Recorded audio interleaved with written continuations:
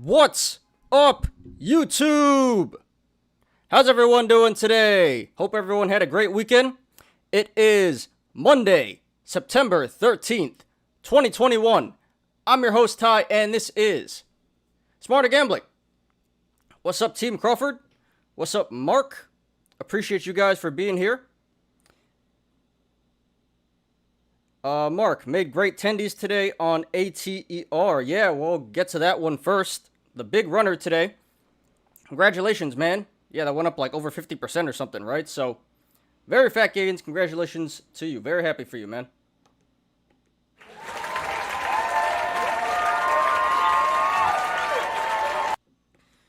Just wish my Yanks can win a freaking game. Like I'm winning on the stocks lately. Yeah, you know, I guess what goes up must come down, just like stocks, you know. What was it, like 13-game winning streak, and now it's like 6 in a row they lost? Well, they won recently, but yeah, you know, kind of balances out. Comes back to around where it's supposed to be, you know, 13 wins and then 6 losses, so yeah, so that's like, you know, like over 60%, almost 70% win percentage there, so not too bad, not too bad.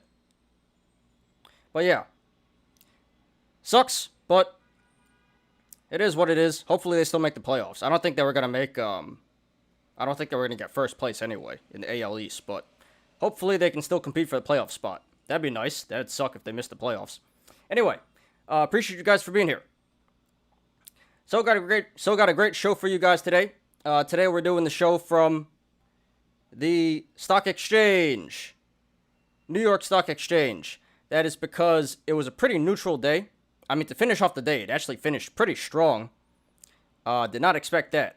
So we could have went with Tendytown, I guess, but we'll just do it from the stock exchange. So as always, we'll be doing our daily stock and crypto review. And we have one piece of news today about Congress and how they want to close some tax loopholes. So we'll get to that. That's regarding the retirement accounts. And today, for the analysis, we'll be doing ATER, OCGN, so that's Aterian and Ocugen, CEI Camber Energy, SPRT Support, and maybe Cardano, if we got time. Maybe. Probably not. And also, we might briefly talk about LIFE, Life, and MDXG. Those are biotech stocks. And as always, we'll get to our Yolos. And not too many Yolos today. We got just a few fun ones.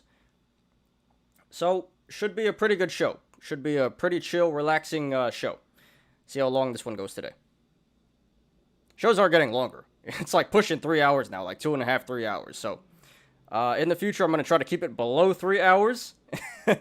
But, yeah. That's a good thing, though. You know, that means a lot of people are coming in, chatting, so I don't mind staying late and talking to you guys. But, yeah, I'll try to keep it below 3 hours. I think 3 hours is... that should be the maximum. But I appreciate you guys for sticking around for so long. What's up, Marvin? Appreciate you for being here, as always. All right. So let's do it, guys. And before we begin, please hit the like button. Please subscribe and catch me every weekday after market close on the Smarter Gambling Show. All right, let's do it.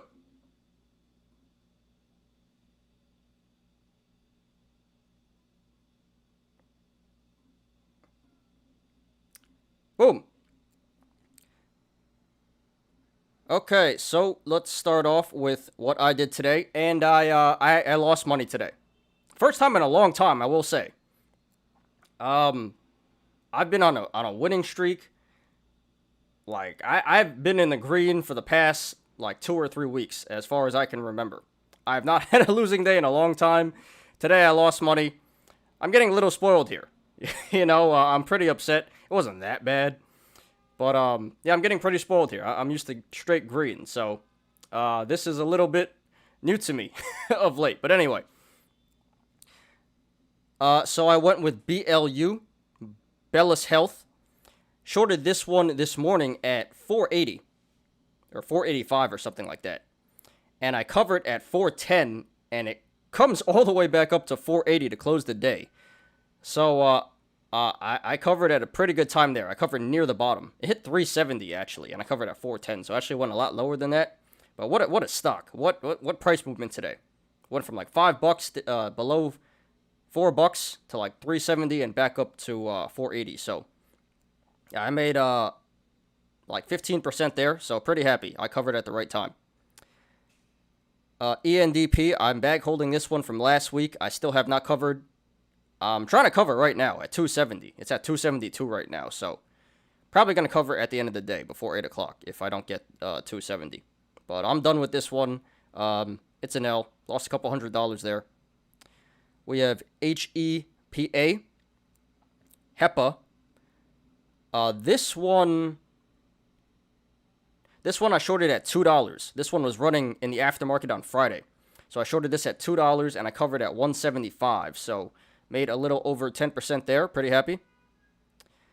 And this is the one I got screwed on. And I guess I'm still currently getting screwed on this one. LIFE, Life. ATER Pharma. This one was trending today. Don't know if you guys heard about it.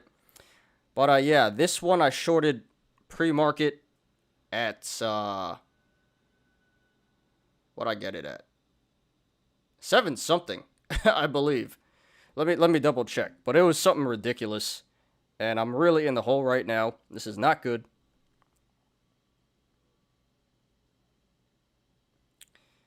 Nope. It was 6:30. Shorted at 6:30.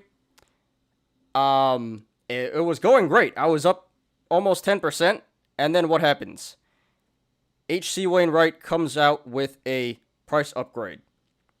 My arch nemesis, H.C. Wainwright. So they upgrade the stock to something ridiculous, like $18. It's definitely not worth $18. And then they manipulated the stock the rest of the day. So here's where we are right now. It's still pushing in the aftermarket. It's at $10 right now. So I'm in at my average is 650. I was in at 630. I reshorted at $8.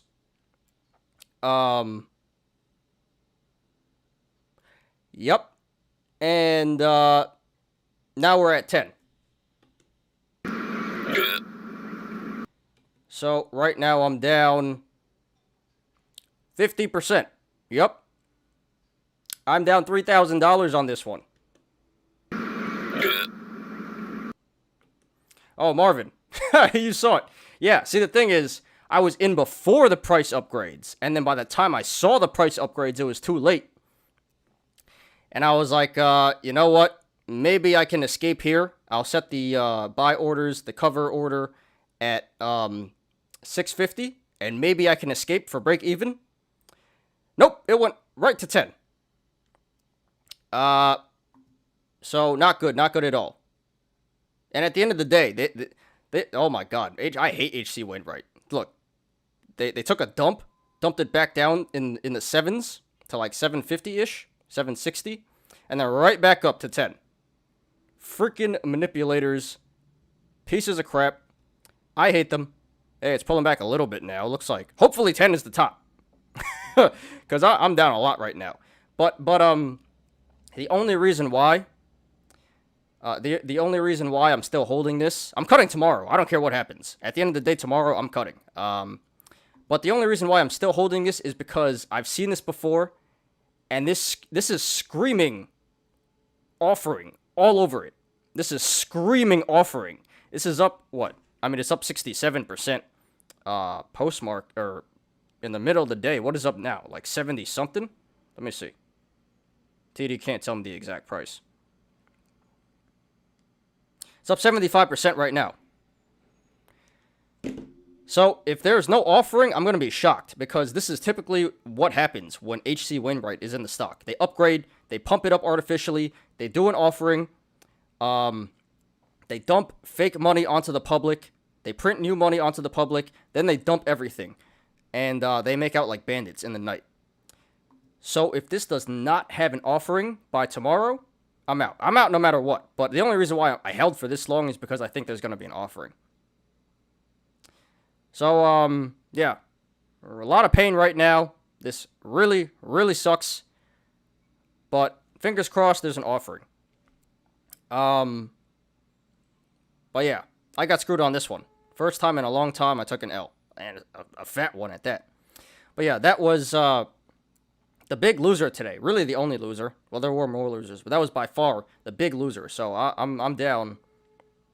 You know, on the day I'm probably down close to $2,000.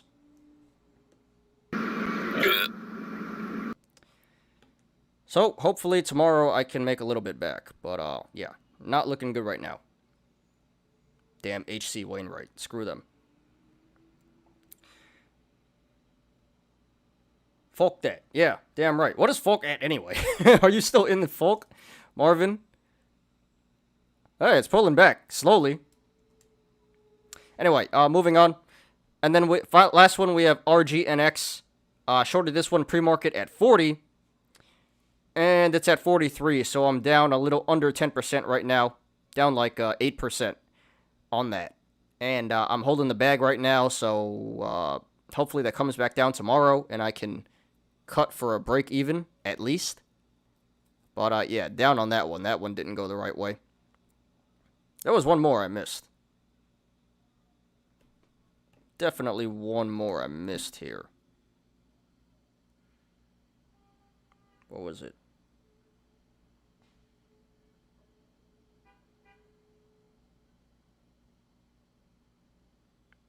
Oh, it's right here. LPTX. Yeah, LPTX. So I shorted this one this morning at 170, and it went to 2 something, and I reshorted at 2. And I was able to escape at break even at 175. But yeah, overall, so I made on BLU. Oh,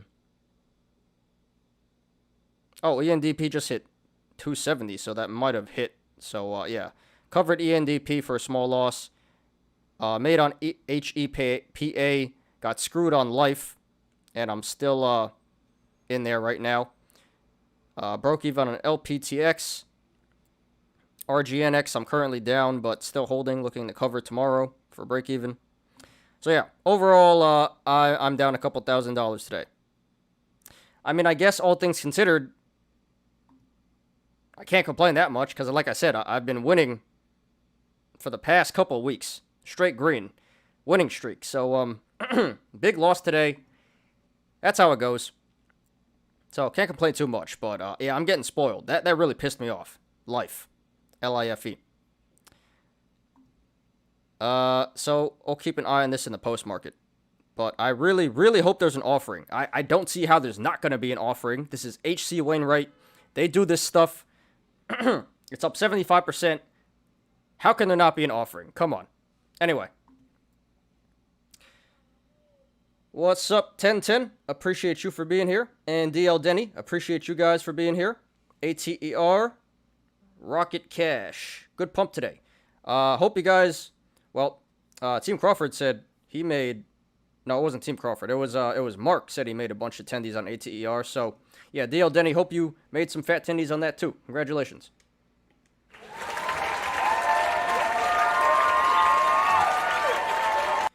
$10.10. I got ATER 1750 debit spread. Call debit spread, I'm assuming. Paid 60, currently at 90. So 50% up already, huh? Congratulations to you. Everyone's printing on ATER today, except for me. But congratulations, 1010. Very happy.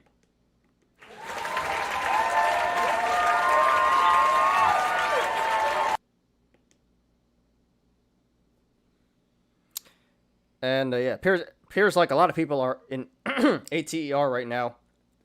I think a few of you guys are in there. So yeah, happy for all you guys. Congratulations. Marvin, I opened a short on UROY, gap up on the chart and high RSI and all that good stuff. I think I did see this one earlier. Yeah, uranium. I don't know what's up with uranium. Wall Street Bets is really, really big on uranium right now. Tons of uranium Yolos. But... Oh, that's a pretty good play. I didn't even see this chart, but yeah. RSI, volume, gap up, it's all there. It's all there. All-time high, yeah, it's all there. So, not sure what price you got in, Marvin, but hey, man, this looks really good. So, I don't want to say congrats. Good luck, but this looks like it's going to work out pretty good. So, awesome, man.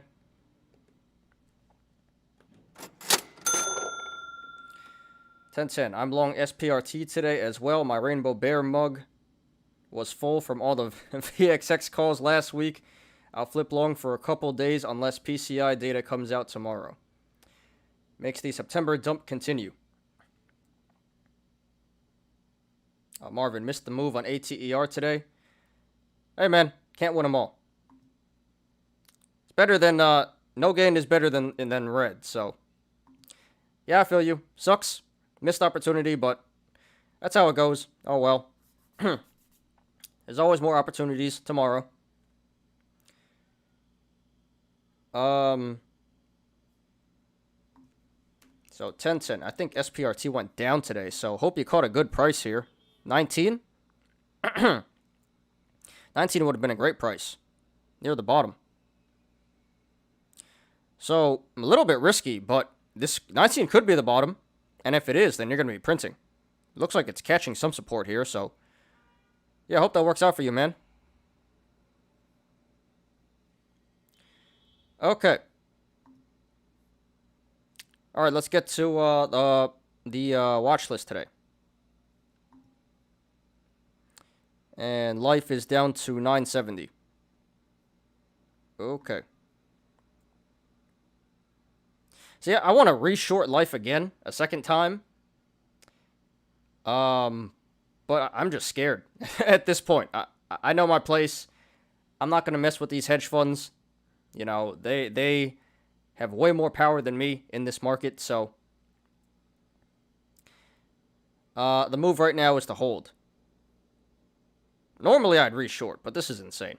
Anyway, let's get to the watch list. All right, so the Dow Jones finishes up 0.76%, the Nasdaq finishes down 0.04%, and the S&P 500 finishes up 0.23%.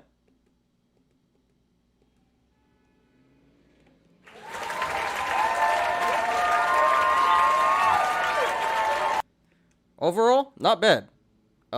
Nice, strong finish to end the day. Because at one point, I believe SPX was in the red. But yeah, overall, pretty good day. Should be a lot more green than red. So let's take a look here. So it looks like the travel stocks are bouncing back. Got American Airlines up. Airbnb's down 3%. AMC's up 3%. ANY's down 2.6%. And ATER, we'll talk about this one first, the big runner today. Wow, it's mooning in the aftermarket too, up to 1870. Incredible. But yeah, that's up 52.37% today. Alibaba's down 1.6%.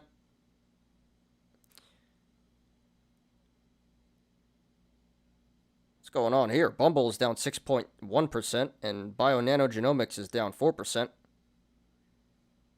Yeah, Carnival Cruise up, so yeah, it looks like travel stocks doing pretty good today. Clover down 2.56%.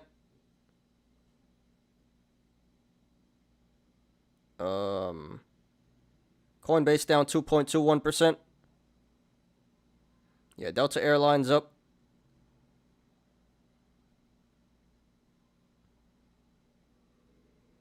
Discovery is up today. Interesting.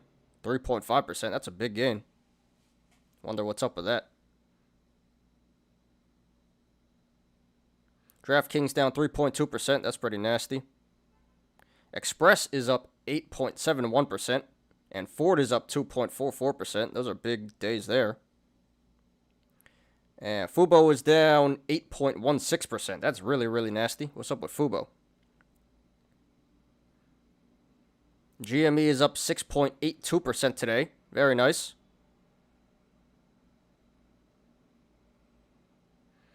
Got Robinhood down 1.38%.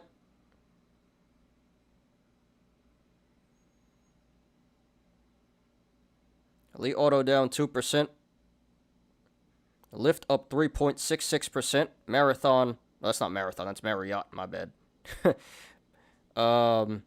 Marathon is down 0.42%. MMAT up 2.1%. So we got 4 days until my options expire at the 4 strike. I should have went for 5, but it expires at 4. And I will be free of MMAT, finally.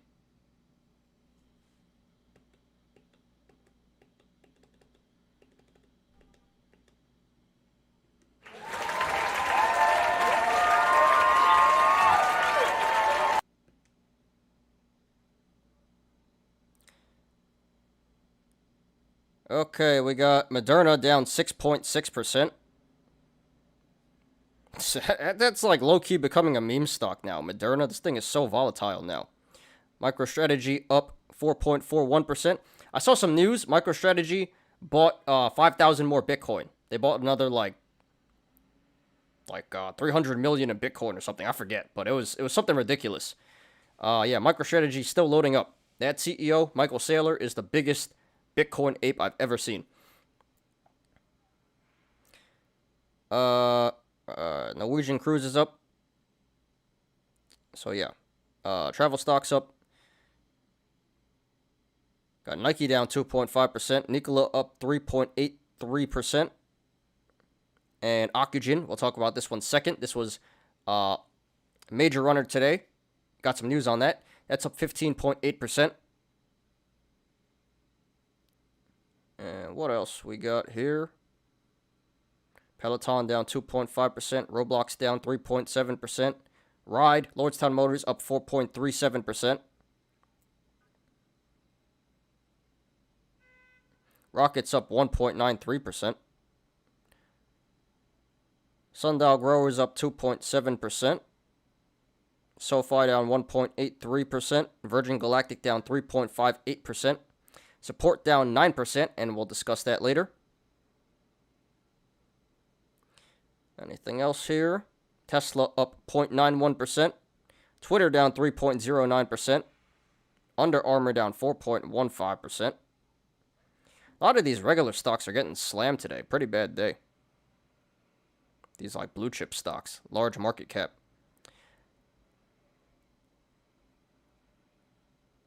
VRPX down 16%.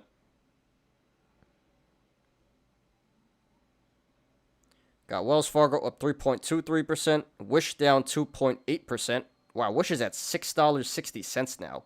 Holy crap. Yeah, that's pretty much it. Zoom down 3.73%. Yeah, overall, there is more green than red, but the stuff that is red got hit pretty hard, I will say. So the indexes are a little bit deceiving. I think it's more, they indicate the market being more bullish than it actually is here.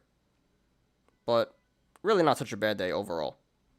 So I hope you guys made the tendies today, and if not, hope it wasn't too bad for you guys. Hope you guys had better luck than me.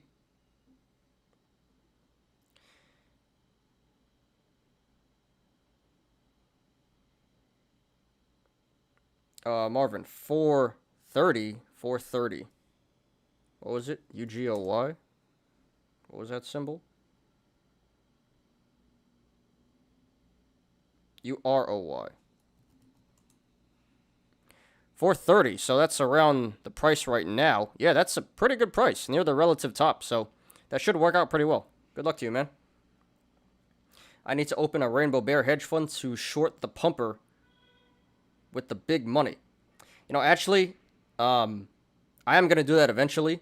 Not yet, but I've been getting pretty good at this day trading thing. You know, like, honestly, I wasn't really a day trader until I started doing this show a couple of months ago. Well, in March, when I first started. And, you know, in 6 months, I've gotten pretty good at day trading, I think. And I say within I don't know, maybe a year, that definitely might happen. I have to get my Series 6 first. You know, you have to earn your Series 6, so uh, so you prove that you know what you're doing, and then I gotta go through all this legal stuff. And plus, I want to open a hedge fund anyway, so I could save on my taxes. Apparently, you know, there are loopholes and stuff. And if I didn't open a hedge fund, I'd probably get taxed at around 40%. And if I was a founder of a hedge fund, they'd be taxing me 20% instead. So that's a big difference. A lot of money saved there. So yeah, for sure. I will open a hedge fund eventually. You know, when I grow my capital. So I'm looking forward to that. Eventually, dude. AMC had a good day today. Yeah, up, 3% or something? So not bad for AMC. He might want to be careful. People are still calling for the bear market in crypto. Hey, I tell you what. Let me sell my Bitcoin at $50,000, and then it can go timber. I could care less. But, I want these calls to expire. Worthless. Which it's looking like is going to happen. You know, Bitcoin's at like 45K right now. And we got 2 weeks to go for my options to expire. So as long as in 2 weeks it stays below 50K, I'll cash that out. I'll keep the premium. Then I want to sell at 50K, and then it can go timber. For all I care. What's up, Mitchell? Appreciate you for being here, man, as always. And for everyone who came in late, can you please hit the like button, please? I'd appreciate that. Thank you. That Litecoin pump and dump doesn't give big funds warm fuzzies about dumping more into crypto. Yeah, didn't Litecoin pump because of like some Walmart partnership or something? I did see something briefly about that. But we'll take a look at that in a second. Don't know what it finished at, but Litecoin was up 25% earlier. But yeah, the hedge funds have successfully entered into the crypto space and have taken it over. So, yeah, unfortunately, that is also being manipulated now. The good old days are over. Besides, the markets in general seem to be a little dicey.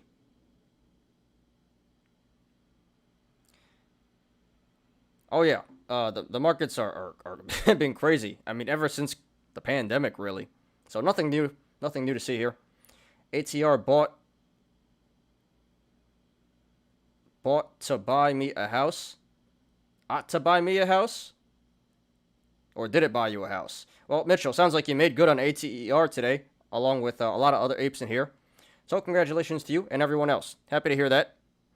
I don't think I deserve the clown because I didn't jump on, but definitely missed out. So congratulations to you, Mitchell, and everyone else.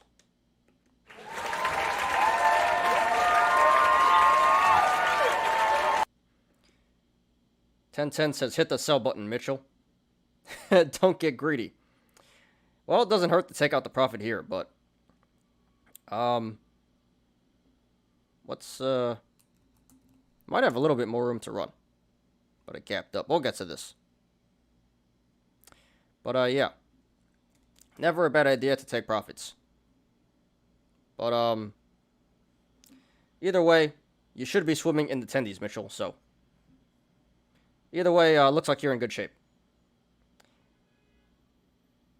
Marvin, I put money in. Money into what?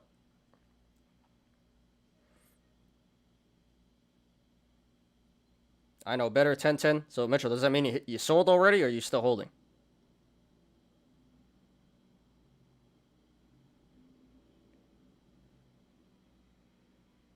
Oh, so there was Walmart news, and it was fake? Is that what happened? I really don't know. I was not paying attention. Okay. So, buy the rumor, dump the news.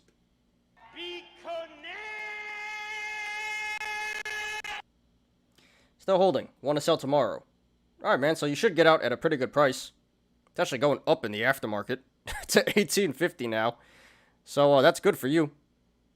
Yeah, being on Robinhood. Can't trade aftermarket. That's right. Got to get off that Robinhood, man. Oh, the Rainbow Bear Hedge Fund. Well, you know, eventually I will advertise, but yeah, realistically speaking, I wouldn't expect that until, you know, like at least a year from now or something. But eventually, I do plan on opening a hedge fund. Yeah, for sure. So when the time comes, you're welcome, man. Okay, so that is the stock market for today. Let's take a look at crypto now.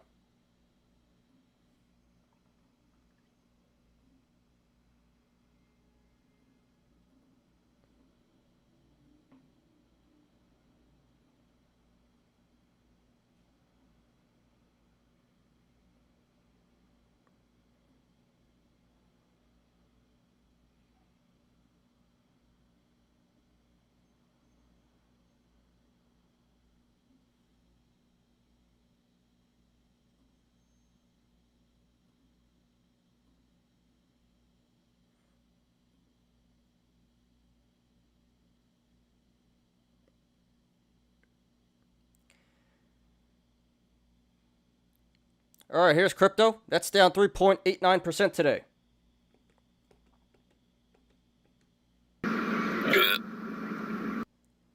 Lot of red here. Let's see what's going on.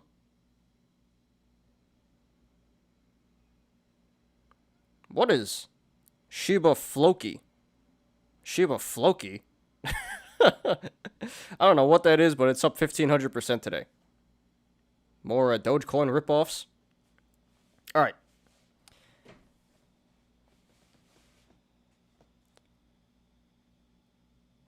So I see a bunch of red here. We got Bitcoin down 1.64%, Ether down 3.36%, Cardano getting hit the hardest, down 7.2%. I was going to talk about Cardano, but probably not. If we got time, we'll do it, but I don't think we're going to do that. We got Binance down 3.64% and XRP down 3.5%. Solana down 4.7%. Polkadot is green. Only thing I see green so far, up 5.3%. Dogecoin down 2.7%. Even Luna is down. That's surprising. Chainlink down 3.9%. Algo is up just slightly. Yeah, Litecoin is back to 180. So I'm still not really sure what happened about that. But I saw Litecoin up in the morning 25%. And my friend told me it was because of Walmart. And then 1010 just tells me Walmart said fluke, psych, and it dumps. So that's pretty interesting. But overall, Litecoin is doing pretty good compared to the rest of the market today. Got Avalanche down 8.9%. Bitcoin Cash down 8.4%. Cosmos is up 19%. That's another green one. And Tezos is up. Let's see here.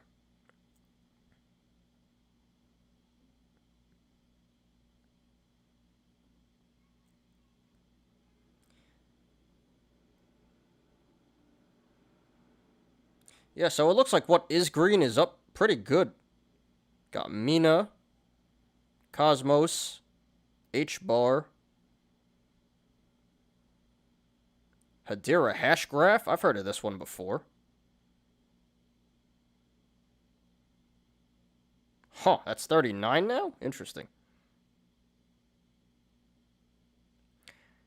We got Tezos, Synthetics, Monero, Icon, Stacks, Polkadot.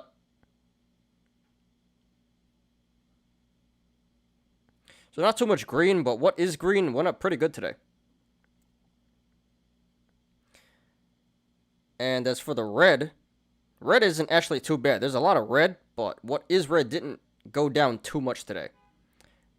Worst thing is Radium, then Ravane, then Avalanche, Phantom, eCash, all of these stuff that's been mooning of late. So, seems like some healthy pullback. Not too bad, actually. I mean, it's pretty bad, but it could be a lot worse. Let's just put it that way. So yeah, a bunch of red, but they're not like that bad, as in like double-digit red. Only a little bit. So overall, pretty bad day for crypto, but could be a lot worse. I'll take it. I'll take it. So I hope it wasn't too bad for you guys in crypto today. Hope you made money, and if you didn't, hope it wasn't too bad for you guys.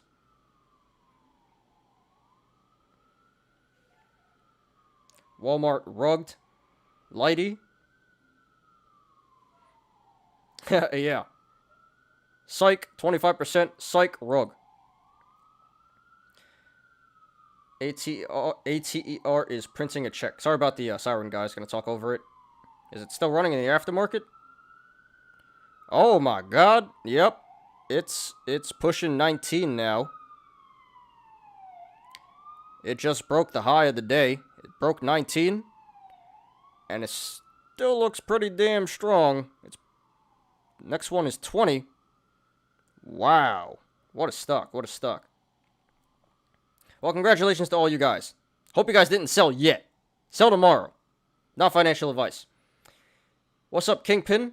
Appreciate you for being here. Do I have any thoughts on AMC? We can take a look at that very quickly. Let me just go over the article I got, and then we can do AMC, and then we'll get into analysis. But I appreciate you for being here, man. As always. And everyone who didn't hit the like button, can you please do that? I'd appreciate that. Thank you. Okay, let's get to the news. We got one news article today.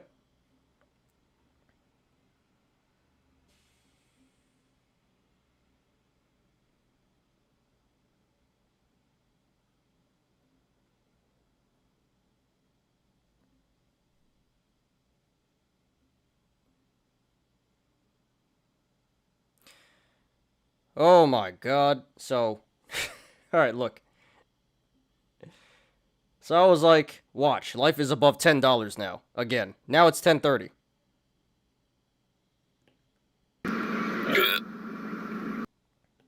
Make it stop. Make it stop. Oh my god, this is terrible.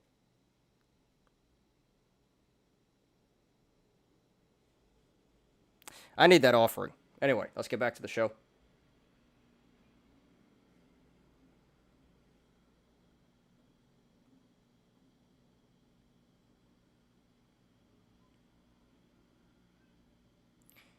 Lunch on me, bro. Hit your PayPal. Thanks for that, Mitchell. You are very, very generous.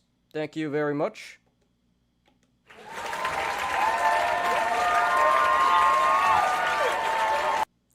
Appreciate you, man. I will get ATER on the way down. Yeah. That's going to print some fat tendies, but only question is how high is it going to go? That's going to be pretty hard to time. But yeah, get ready, man. September 17th calls, Marvin, are going to be brutal. September 17th calls, for what strike? Alright. House Democrats propose new retirement plan rules for the rich, including contribution limits and repeal of Roth conversions. Key points. House Democrats propose several changes to retirement accounts as part of a push to make the tax code more equitable and raise money for their $3.5 trillion budget plan. Among them, the reforms would end backdoor and mega backdoor Roth IRA strategies for the wealthy and add new rules for individuals with retirement savings over $10 million. The legislation will also disallow IRA investments that require owners to be accredited investors. Okay. So, kind of minor news here. I don't know, depending on how you look at it. But I thought this was interesting. Thought you guys should know. So, if you guys didn't know, one tax loophole that a lot of people use is to invest with their IRA accounts, their Roth IRA accounts specifically. Now, the downside is you can't take it out till retirement, but the upside is you'll save a lot on your taxes when you do. So really, this strategy is for rich people that don't need the money right now. That's really what it's for. But, you know, everyone knows about this loophole. I bet you even the senators, even the Congress, men and women, do the same thing. So, yeah, this is no secret, and Uncle Sam wants his money. So, it looks like they're trying to cut off this loophole right here, which is really going to suck.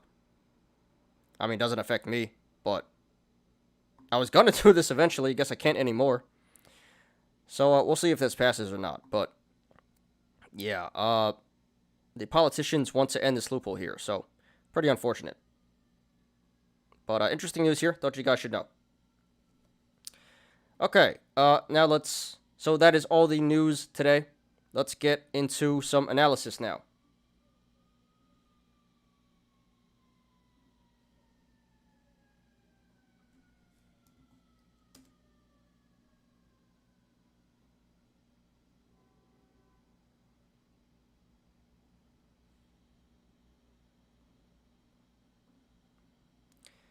So let's start with AMC. We'll go over this quickly for Kingpin. Oh, looks like it's recovering. Not bad, not bad. So it looks like a cup and handle right now. Little risky, because this is in the middle of the cup right here, so if I didn't have a position, I wouldn't take anyone right now. But this kind of looks bullish to me. It looks like it can go back up to 58 to fill this cup here. Looks like it has a little bit more room to go to the upside. Yeah, this might come back up to 58 to fill the cup. Or 55. I don't know what the top of the cup is. 58 or 55. But, so I think it's going to keep running in the short term. But, RSI is getting pretty high. It's at 67. So, not financial advice, but I think it's going to go up a little bit more to 58 or 55. 55 or 58, and then start pulling back. To it's going to complete the cup and probably start forming a handle. So, if you're long right now, I'd probably sell at 55 or 58, personally. Not financial advice, but in the short term, looks bullish. But I don't think it has too much more room to go. And then eventually it's going to start pulling back and form the handle and consolidate and break out again. Yeah, that's probably what I would do. Sell at 58. And then I wouldn't short it, but I'd look to rebuy at like 40. Or like 45-ish, I would say. So, Kingpin, hope that answers your question.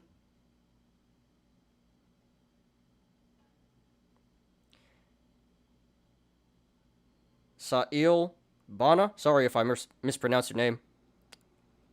But I appreciate you for being here, man. Welcome to the show. Thoughts on ATER? I am new to trading, and I have a position in it, which I bought at 1280. Well, Sa'il, you're right on time, because we're going to cover that right now. So stay tuned, man.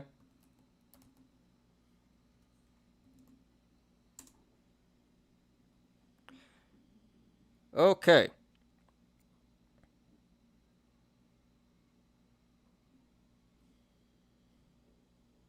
So let's do it. Okay, here is ATER Aterian. This finishes at $17.98 today. That is up 52.37%.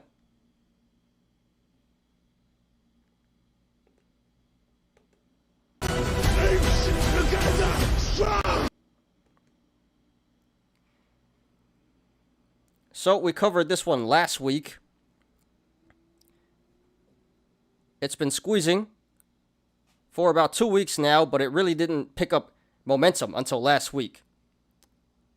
And it continues to squeeze, and today was a huge day for this stock. Still squeezing. So yeah, the apes are strong with this one.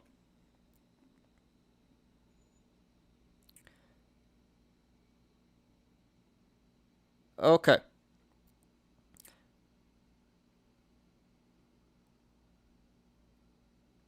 So, no news or anything to justify, no specific news or anything to justify this price action today. So, probably just more ape stuff going on. The apes like the stock, they're piling in and forcing these shorts to cover. So, it appears like the squeeze is not done. So, it appears like the squeeze has not been squoze yet. The ATER saga continues, and it is mooning in the aftermarket. It's up to 19 now, which is a bullish indicator. Usually when something finishes above the closing price in the aftermarket, that is a good sign that it's going to continue to run to the upside the next day.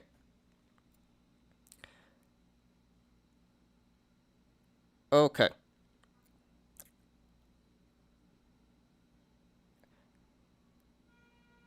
So let's analyze this. So first of all, we have a gap up today at 1330. So that is a bearish indicator. That is telling us that this is likely to come back down to 1330 eventually to fill that gap. Now, I do think that the squeeze is not over. It'll probably keep running for a little bit more, but this should pull back in the relative short term, I would say. And it looks like we have a possible cup and handle here. I did mention this last week. I said that there could be multiple possible different tops for the cup. But today it blew past a lot of them. So reevaluating this data now, it appears like the top of the cup is around $20. And it almost hit that today. So that's a bearish indicator. Because if this is in fact the cup and handle, this should pull back. This should start pulling back to start forming the handle soon. And just some quick math off the top of my head. What would that be? 17. What's half of 17? 850. So this should pull back to around 1150. Just some quick math off the top of my head. If this is in fact a cup and handle and the top is 20, this should pull back to around 1150 to complete the handle. So yeah, that is a bearish indicator.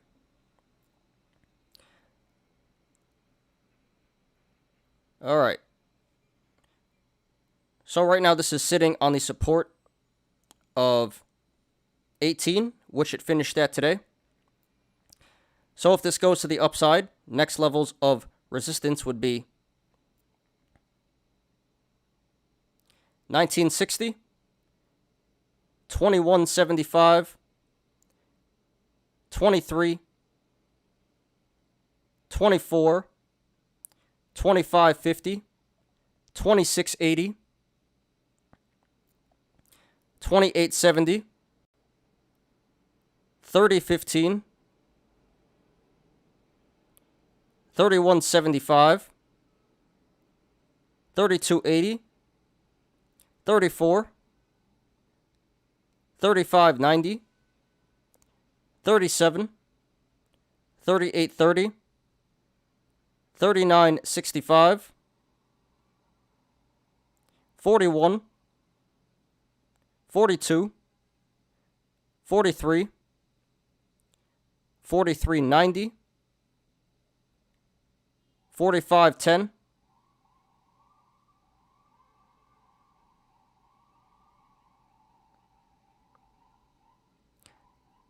4650, 4750, and then the all-time high, 49. Let's try that again, guys. Got this damn ambulance here.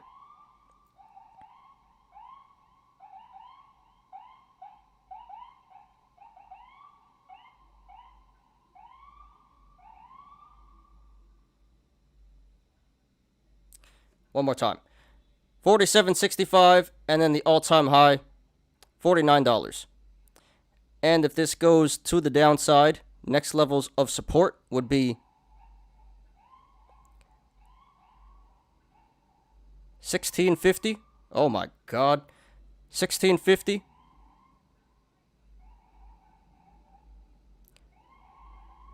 Every time I'm going to talk, it does the whoop whoop thing again. It's trolling me. Sorry, guys. One more time. 1650. 15. 1330. 1185. 1050. 960.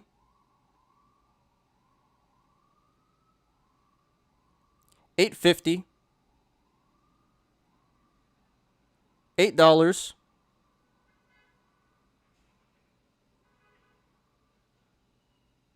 Let me zoom in here.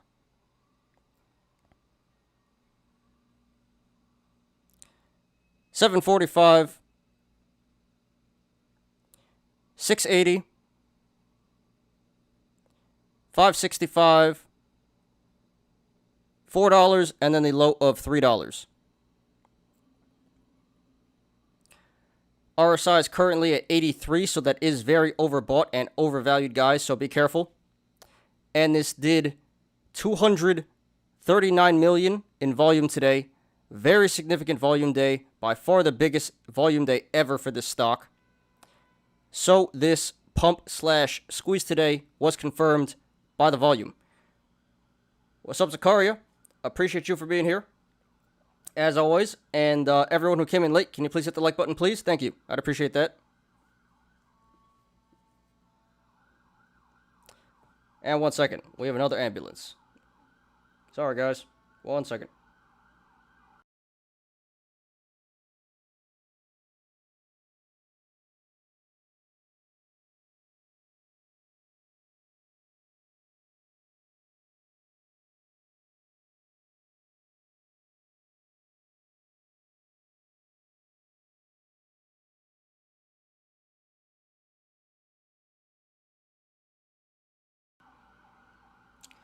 Yeah, so, Zakaria, you missed the beginning of the show. But I shorted LIFE Life at 6:30, and now it's at 10:30. Yep.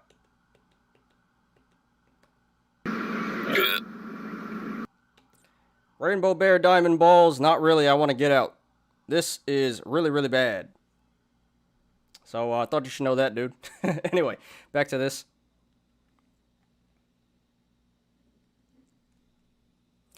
Okay. So right now at this current price, $18, the channels to the upside and the downside are pretty decently sized. So expect a good amount of price action either way this goes. Okay.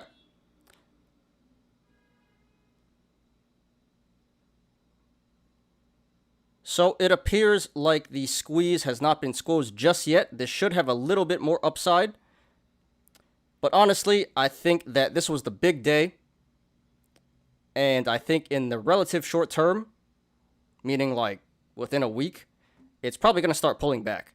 I think pretty soon we're going to start to see the momentum cooling off, and the price will probably pull back, in my opinion.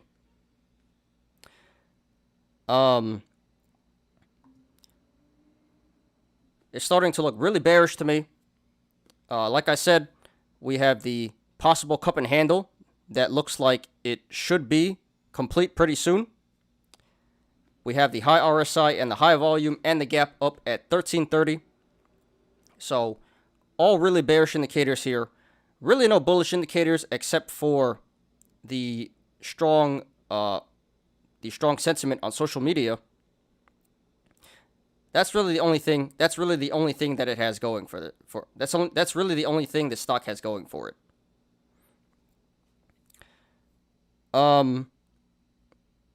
So for that reason, I would say I don't think it's a good idea to go long right now. That'd be very, very dangerous.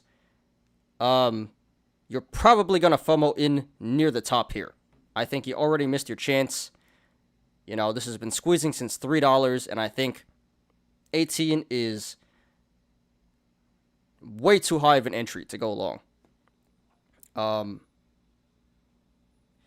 So if you go along here, you're probably going to end up holding the bag, and a big bag, because it's probably going to pull back pretty hard. So I would not do that, and I don't recommend that. But inevitably, when this does pull back, then you can look to take a position. Can't say how far it's going to pull back, but it will.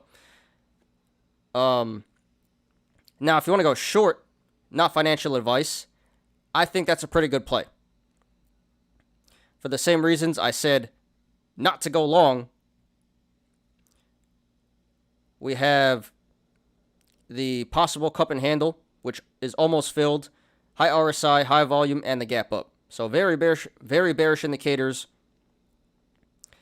So according to the technical analysis, this should pull back relatively soon, and it should pull back pretty hard.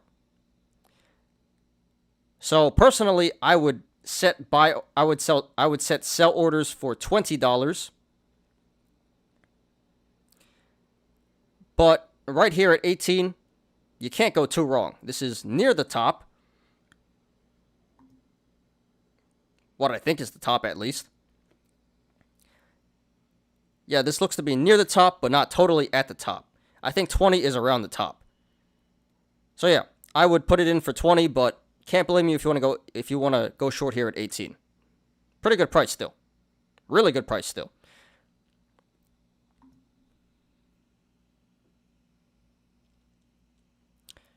And like I said, if this is in fact a cup and handle, this should pull back to around 1150. So that's a lot of downside potential, a lot of tendies to be made. So going short here does look like a pretty good play to me. Not financial advice. So I support that. So congratulations to everyone who made money on this one today and in the past few weeks.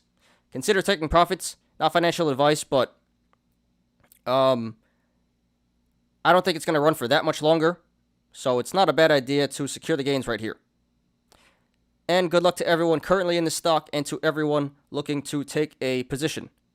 This is ATER Aterian.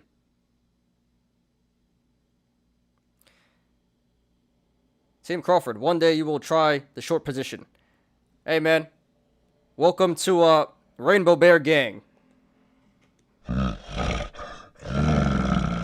I've converted many people here into Rainbow Bears already. So, happy to have you be one as well.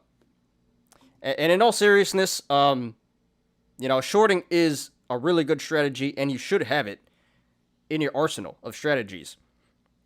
So even if you don't use it much, you should know how to do it at least in case you do see a good opportunity, and you take it.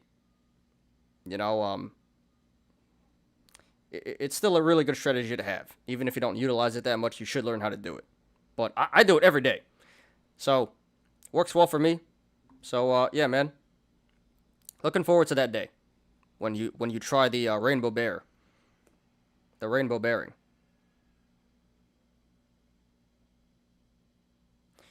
The power just went out at my place, so if I disappear, you know why. Are you on your phone, Marvin?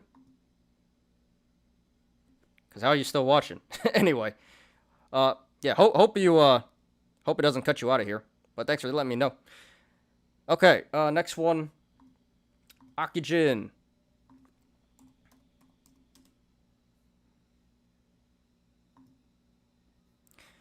What is life at? Oh my god, it's at 1050. Are you kidding me? Oh my. Oh.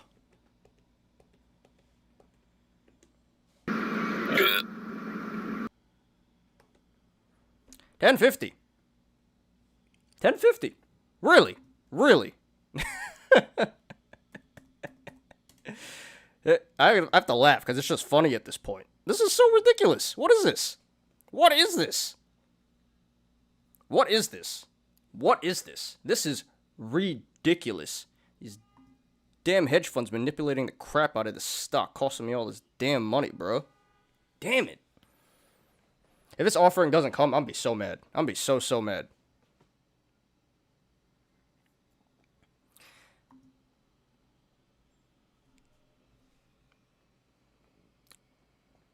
Never seen me make that face. Damn it. Yeah, this really hurts, dude. I'm down 50%. Probably more right now.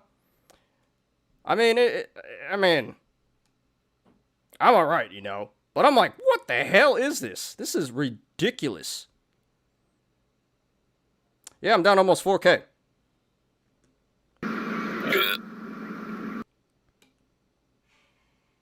Clown on me. It's up over 90% now. 90%. Great.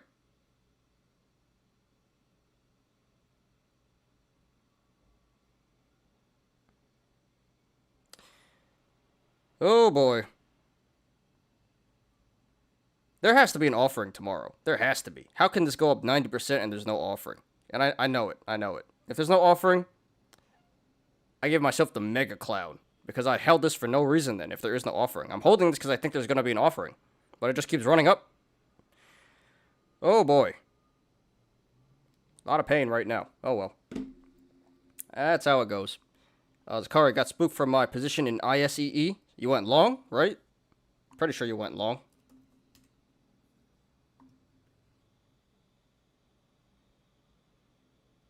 So if you went long, you should have made some gains right here today. Hope you went long. Laptop and hotspot. All right, cool. So you should be good as long as your phone doesn't die. Maybe I'll wait for the offering and short ATER. How do you know there's going to be an offering on ATER? I mean, there may be. Very well may be, but no guarantees. Well, see, you kind of want to get in before the offering, so then you can catch the major, downtrend. You don't really want to get in. I mean, you can still make money after the offering, but before the offering is when you make the fat tendies. But yeah, one thing at a time, man. All right, back to Ocugen. Those price upgrades are real magic makers. Real cheaters, you mean? I'm telling you, especially with H.C. Wainwright. I mean, there was two of them, but the other company was the other firm. I've never heard of them before. But H.C. Wainwright, they are literally my arch nemesis. Every time I short something, they're on the other side, and I have to close. There's a really good opportunity, and then they just F it all up. I hate H.C. Wainwright. Screw them, bro. They've taken so much money from me. I mean, I think I've taken money from them too, but I hate them. Everything I Rainbow Bear, they're also in there. A lot of the times, we're on the same side, but this time we're not.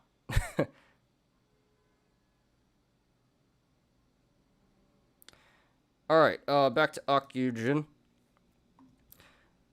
Okay, here is OCGN Ocugen. This finishes at $8.28 today. That is up 15.8%.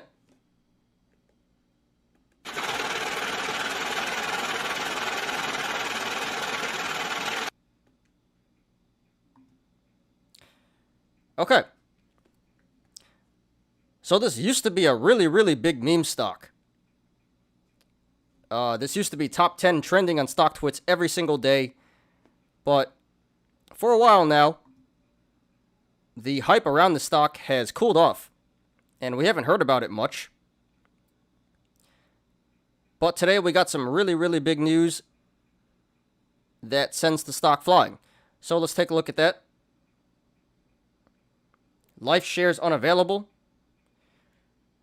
Well, it looks like a good shorting opportunity, Zakaria. But I tell you what, it's probably a good thing. It's probably a good thing. That you can't, because who knows?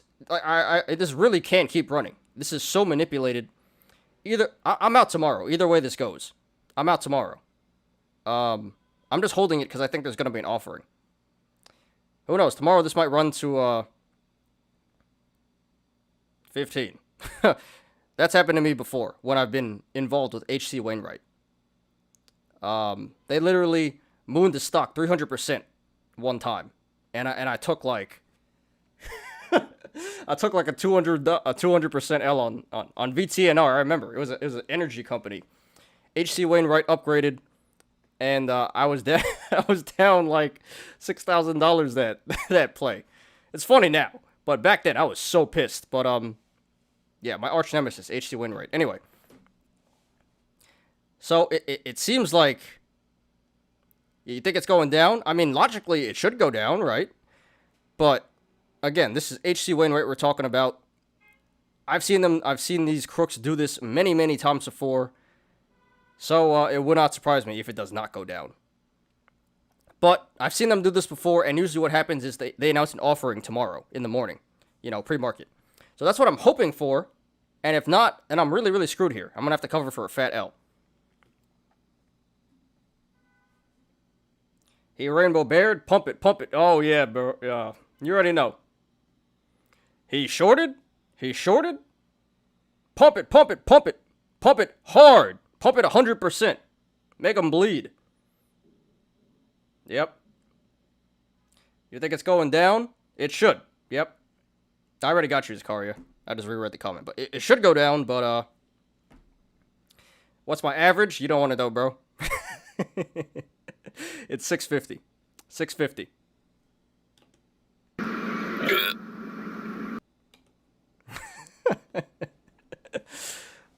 Oh, my butthole is getting torn to pieces right now. All right, back to this. Watch, $11. Oh, it's back to 10.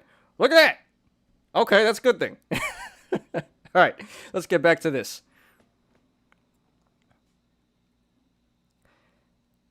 All right.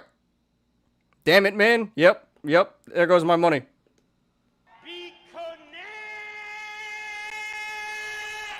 It was actually 6.30, and then I reshorted at $8. So I'm thinking about reshorting right now. Well, I guess I can't, but I want to. But I know it's probably not the greatest idea. Yeah, right now this is a hold. This is a one-day hold. Whatever happens tomorrow, I'm out. I need another 2008 recession to drop it to 6, or an offering. That would do it. That would do it. That's what I'm hoping for tomorrow. All right, news. Need an offering.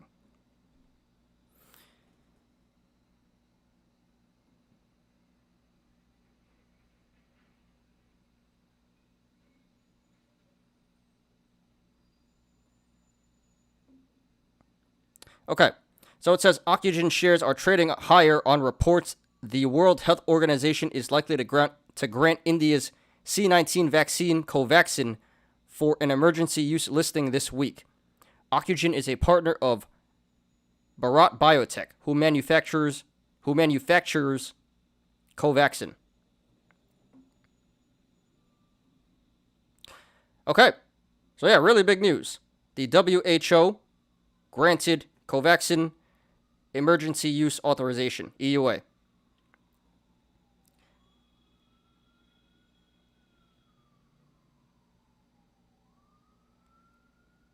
I would hop in if it was shares available too, freaking shares available too.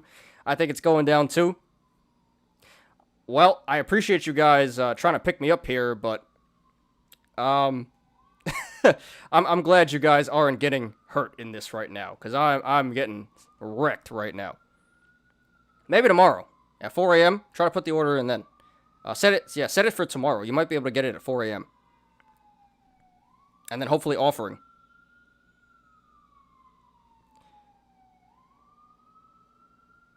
One second, guys.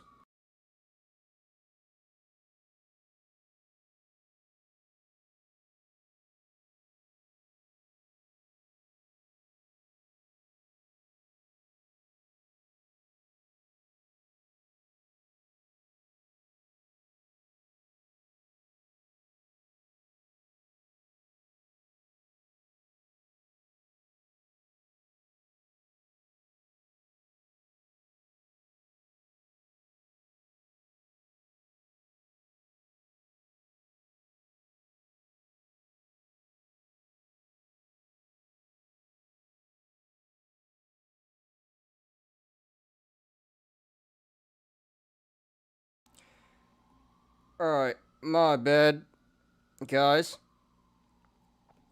I just started a short position on Ocugen. It may be a bit too early. Maybe not. We got like a cup within a cup here. Not a bad move. I probably would have waited a little longer, but not a bad move, man. So I hope that works out for you. This does change my stance on Ocugen. I'm still bears long term. Think you mean it doesn't change your stance? Yeah, me either. Ocugen has more good news to come to push them up past double digits IMO, holding bullish. You know how it goes with Ocugen? Yeah, Team Crawford. No, I hope it works out for you, dude. But just so you know, everyone in here, pretty bearish on Ocugen. Because we've traded this stock before and it's not treated us well. So, yeah, Yeah, a lot of personal vendettas here with Ocugen. But hope you make tendies, man. Okay.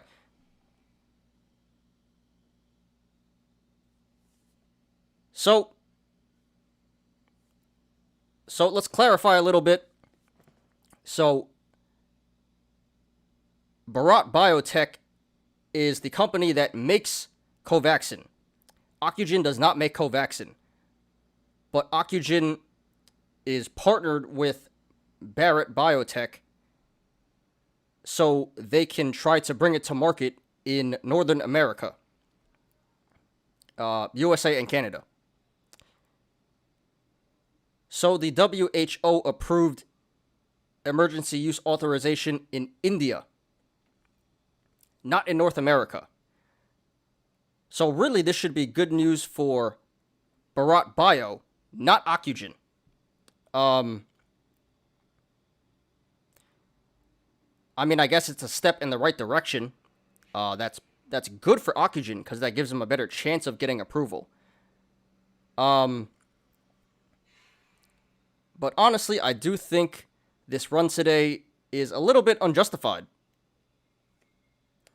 Because Ocugen as a company, their position hasn't really changed with this news coming out. But that's just my opinion. So anyway, let's analyze this. Team Crawford, I see I'm the only bull for Ocugen. Yep. I mean, we're a little bit biased, so, you know, don't mind us. But we've all had experiences with this stock. And, yeah, I don't like it. I made some good money from it, but personally, I wouldn't hold this long term. It's a good stock to swing trade. That's what I did. I'm a closet bull in Ocugen, no position, but I think it goes up for a bit before it goes down. 10-10. So, there you go, Team Crawford. Yeah, it might, but this is a meme stock. You know, this is definitely not a hold. I don't think this is a trade. Team Crawford, we traded it for far too long. We know this crappy.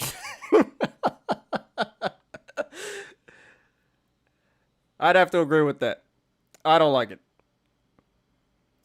I feel I should short it as well. I was thinking about it earlier today. I used them to trade when they were. I used to trade them when they were 33 cents.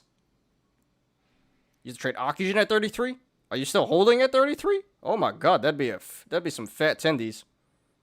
I don't think you're still holding at 33, but imagine you did. That'd be something.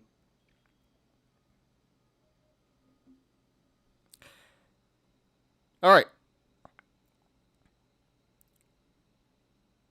So it appears like we have a cup and handle in the making here. Top of the cup is around 870.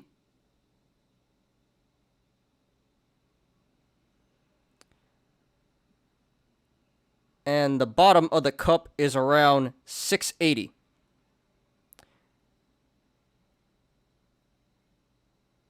Well, actually, it hit that today.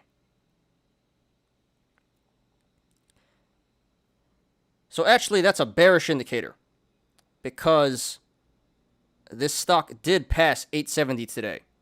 So the top of the cup was filled. So if this is in fact a cup and handle, this should start pulling back in the short term to complete the handle.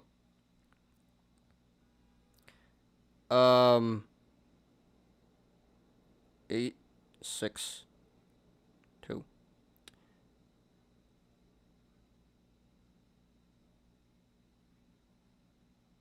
$8, 770. Okay. So just some quick math off the top of my head.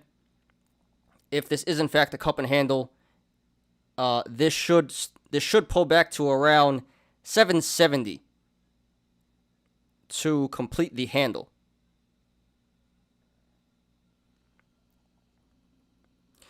So yeah, right now that is currently a bearish indicator.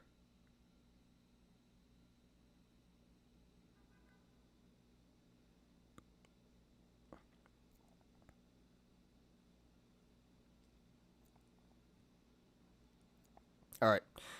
So right now this is trading So right now this is sitting on the support of 830, which it finished at today. So if this goes to the upside, next levels of resistance would be 860, 885,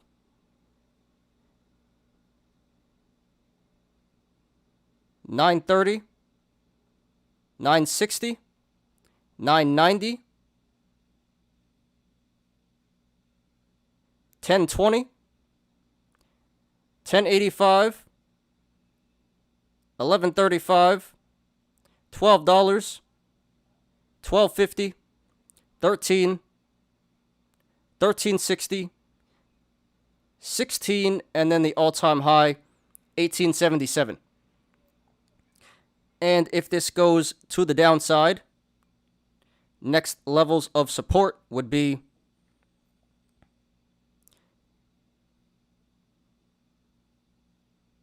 what's this? 770,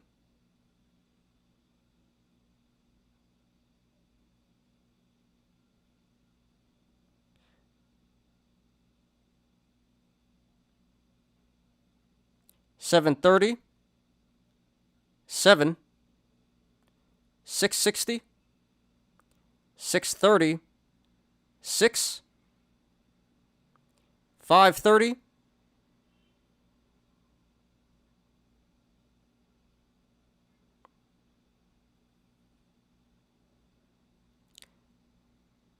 5. Shall we stop at 530? Yeah. And then 375. And there's a bunch of support below 375, but we're not going to discuss that right now. Shouldn't really be too relevant. Highly doubt it's going back there. So right now with this current price, 830, the channels to the upside and the downside are pretty decently sized. So expect a good amount of price action either way this goes. However, if/when this breaks 1360 to the upside, the channel starts to open up and widen. The channel starts to open up and get pretty wide. So expect a significant increase in price action if/when this breaks 1360.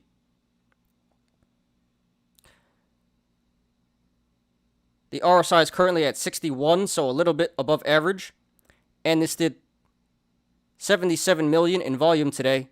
Very significant volume. So this pump today was confirmed by the volume.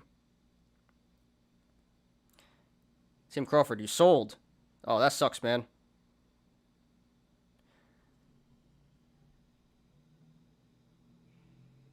Scaria says, since February 3rd, Ocugen was doomed, and quite frankly, it won't go anywhere near all-time high unless FDA approval. Well, you never know, you could rally the apes, and you could squeeze it, but, their attention is elsewhere right now. Yeah, this is a momentum, a hype and momentum stock right here, so. To me, you gotta know when to hit the sell button. Ocugen has its fingers all over Covaxin, sure. Bharat gets some of that money, but Ocugen does very little work and gets lots of profit. Currently 45% in Canada. Yeah, they get a lot of profit if they can actually get it approved, and working there, but they haven't yet. They have regulatory approvals already submitted in 60 countries, 16 EUA approvals, and the WHO announcement should get a lot more countries on board. Very true, very true. Tenten, the future looks good, I will say. The potential is there, but I'm not buying it until they actually are injecting people with the vaccines in North America, because I haven't seen that yet. So yeah, the potential is there, but they got to put their money where their mouth is, Got to start executing. It needs $1 billion in volume. This is a multiple pump and dump.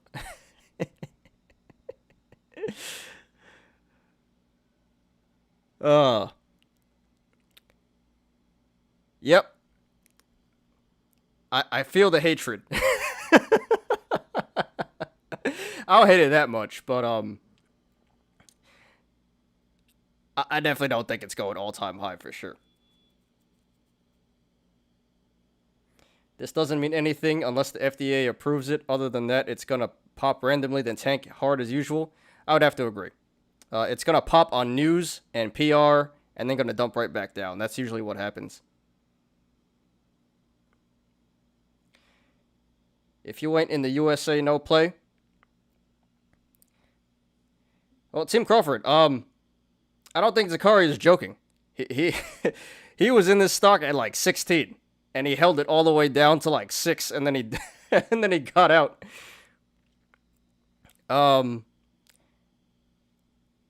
Yeah. I mean, I'm not going to tell you guys what to do with your money, but, you know, personally, I would swing trade this one. I wouldn't really hold it. The way I would play it is, if it pops on momentum and news, sell it and then short it back down. That's what I think. And then when it's low again, you buy it and wait till the next pop. All right, anyway.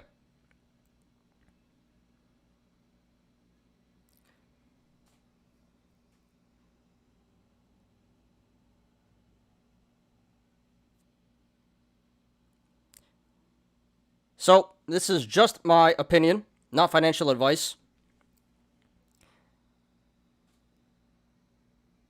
It's a little bit hard to tell where it's going right now, but I would say that it's more likely to go to the downside than to the upside. Not too much to go off of here other than the complete cup and handle.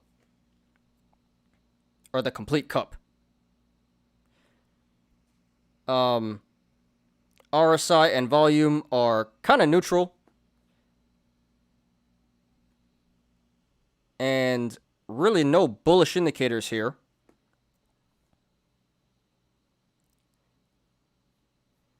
So really the only indicator we can go off of is the possible cup and handle, the possible complete cup. So like I said, that filled today. So therefore, in the short term, it should be pulling back to around 770. And that's what I think is going to happen.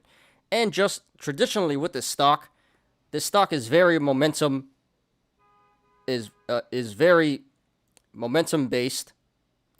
It pumps on speculation and momentum. So today we got some pretty good momentum, but typically what happens is we get some good PR and it goes right back down. So I wouldn't really expect anything different from this news today.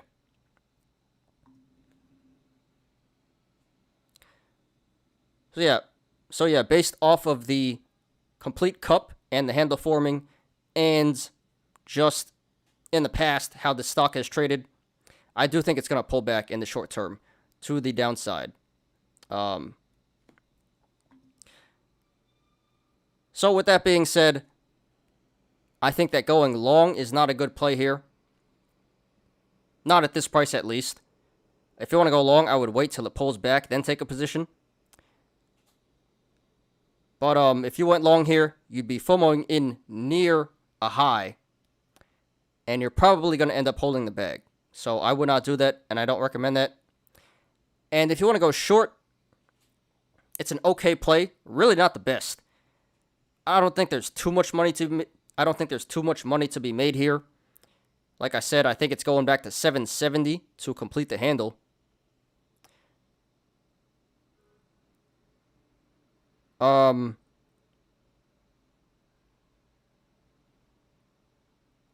So that's not even a 10% gain to the downside. So, yeah. Not too much money to be made. Not really worth it, in my opinion. So personally, I wouldn't go short either. I don't think there's enough money to be made. This isn't really the best opportunity to go short. But there is something to be made, so I guess if you want to do it, I would support it. But I think there are way better opportunities in the market, and I wouldn't go for this one. So congratulations to everyone who made money on this one today. Consider taking profits, not financial advice. And good luck to everyone currently in this stock and to everyone looking to take a position. This is OCGN Ocugen.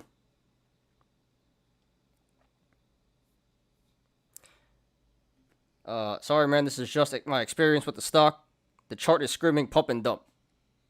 I have to agree, unfortunately.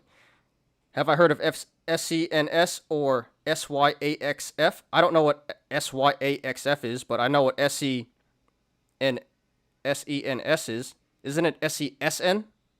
I think it's SESN. Are you talking about SESN or SENS? I think you're talking about SE. Maybe not. Well, clarify. Do you mean SESN or SENS, Team Crawford? Because I know about SENS. I know about SESN, but not SENS. I would short it right now in the after hours, but I just want to see a little bit more of a run up to get that RSI up and a little bit more up there, and I'm in.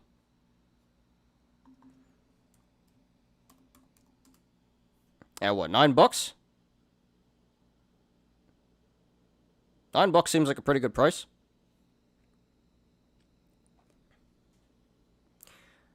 There are a lot of other countries other than US Covaxin currently being used in Canada, Germany, Spain, and now India. Lots of people getting vaccines.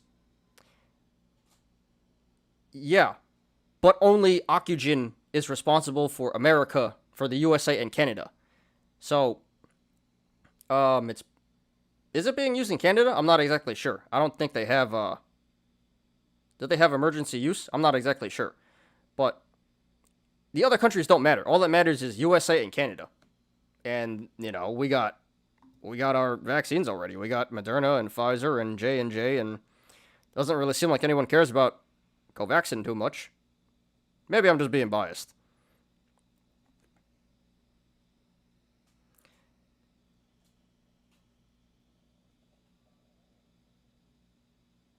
Yeah, Team Crawford says, Marvin, you're going to get burnt if you go short. Unless the FDA talks to them, we could see 492 once again, just like last time. Well, I'll tell you what. Someone's going to be getting the clown in here. Someone's getting the clown. So we'll see. I'm not taking any position. I'm done with this damn stock. I hate it. SCNS. No, Team Crawford, unfortunately, I don't know SCNS. Sorry about that. I did know SESN, though. And I made a lot of money on that one, like 80%. But sorry, man, I don't know any of those. So I could comment on the chart, but as for the fundamentals, no idea.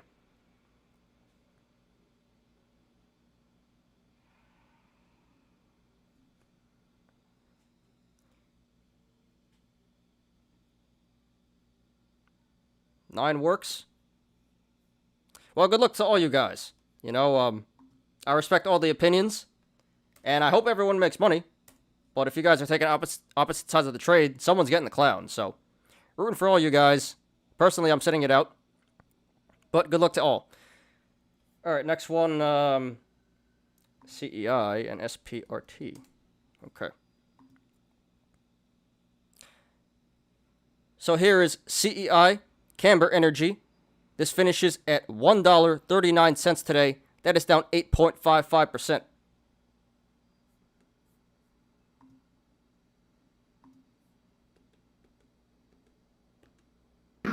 Good.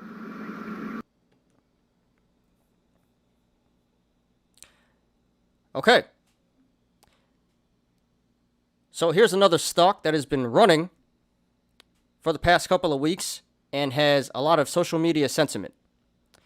This has been trending top 10 on StockTwits the past few trading sessions. Now, I'm hesitant to call this a meme stock just yet, but every single day it's looking like more and more. But every single day it's looking more and more like this is, in fact, becoming a meme stock.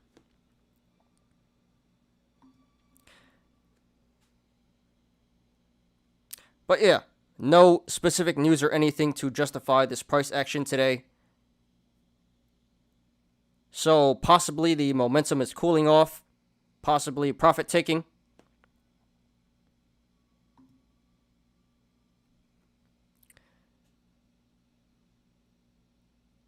But just a bunch of ape stuff going on here. Apes taking profit, maybe some people shorting this down. Don't really know. But yeah, the stock is down 8.5% today. 8.55% today.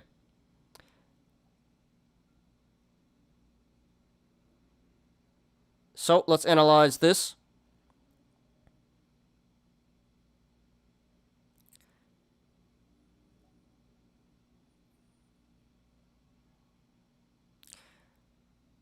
So the last show, I said that this looks like a possible cup and handle. The top of the cup could be 3.1, could be 2.8,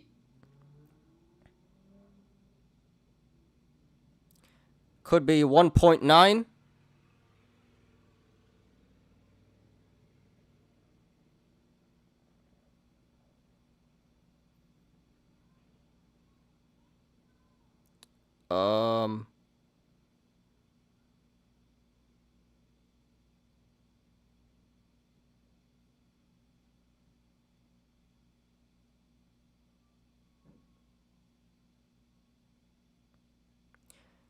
could be 1.4,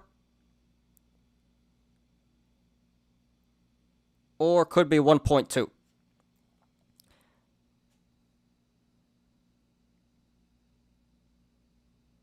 Now today this hit almost 170.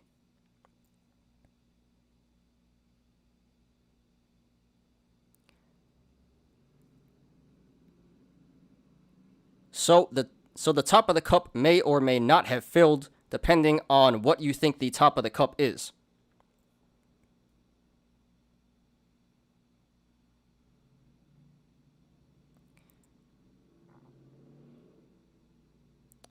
If you think the top of the cup is 190 or higher, this is still a bullish indicator. And if you think the top of the cup is 1.7 or lower, this would currently be a bearish indicator. I guess I missed a few here. Yeah, top of the cup could also be 1.7, 1.5,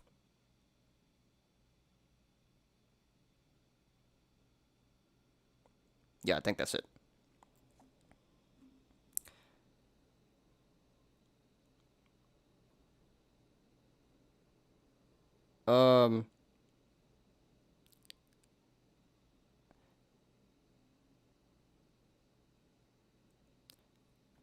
So right now this is sitting on the support of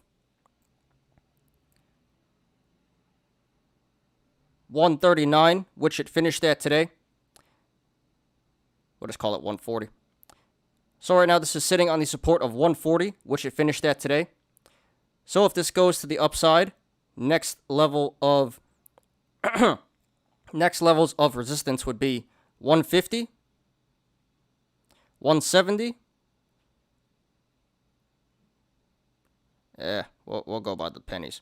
152, 168, 177, 188, 188, $2, 210, 218, 238, 280, and then the all-time high 310.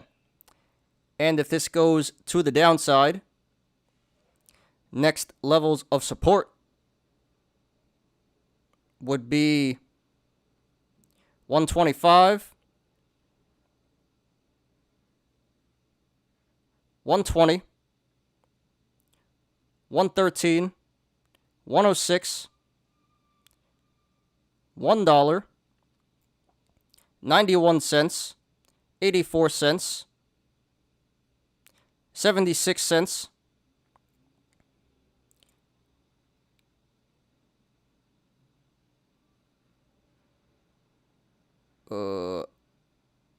70 cents, 60 cents, 52 cents, 44 cents, 39 cents, and then a low of 33 cents.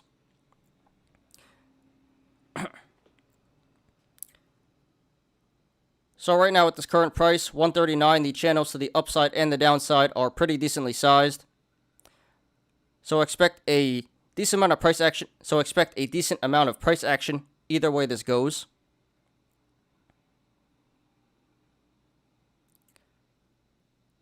Well, actually,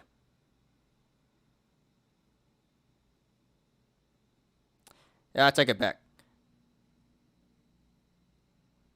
So right now with this current price, 139, the channels to the upside are pretty wide. So expect significant price action if this continues to run to the upside. And to the downside, if/when this comes back to 125, the channel starts to narrow. So expect a significant decrease in price action if/when this comes back down to 125. The RSI is currently at 81, so that is overbought and overvalued, so be careful, guys. And this did 180 million in volume today. Very significant volume. So this sell-off today was confirmed by the volume.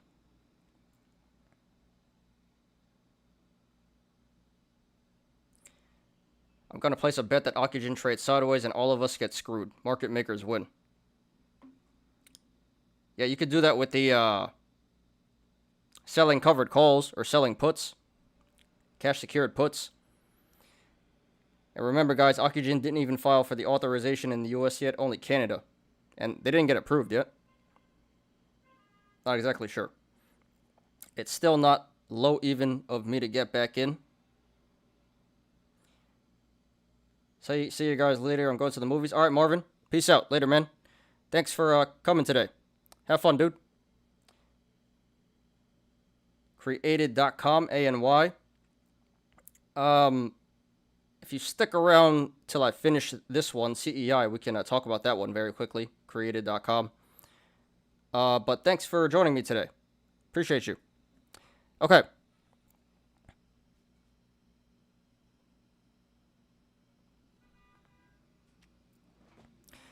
So right now, it's kind of difficult to tell which way this is going.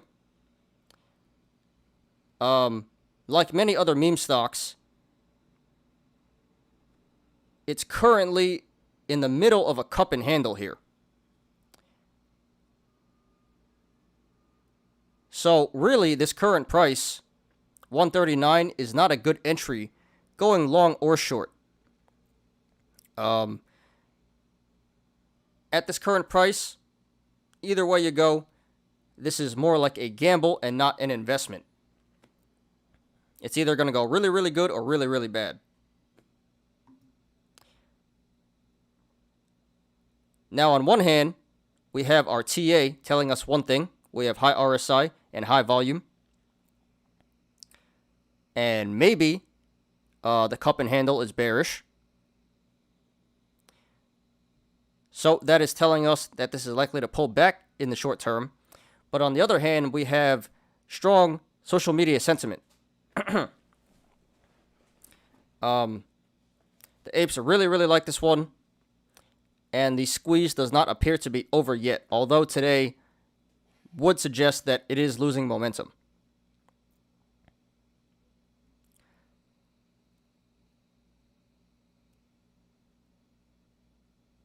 So, if it were my best guess, I would say that it's more likely to go to the downside than to the upside, because I think the TA is a better way to analyze this stock than to go off of social media sentiment and momentum.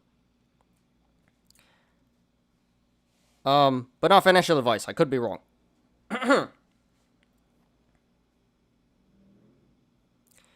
But before I go, hit the BitConnect. Gotcha, dude.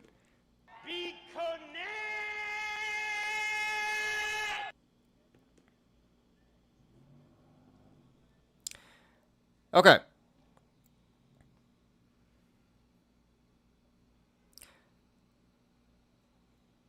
But I think if you currently don't have a position, it's probably better to stay away from this altogether and just watch how the price action goes. If it continues to run to the upside, then you can consider taking a short position. And if it goes to the downside, then you can consider taking a long position. I think that's the best way to go about this. But if you really must, if you really want your gambling fix, and you can afford to lose the money, then I would say go for it. Not financial advice. If you were to take a position here, that would be a high risk, high reward play. So it can pay off really big or it can go really, really wrong. So I wouldn't recommend it, but as long as you guys understand what you're getting yourselves into, then I would say, sure, go for it.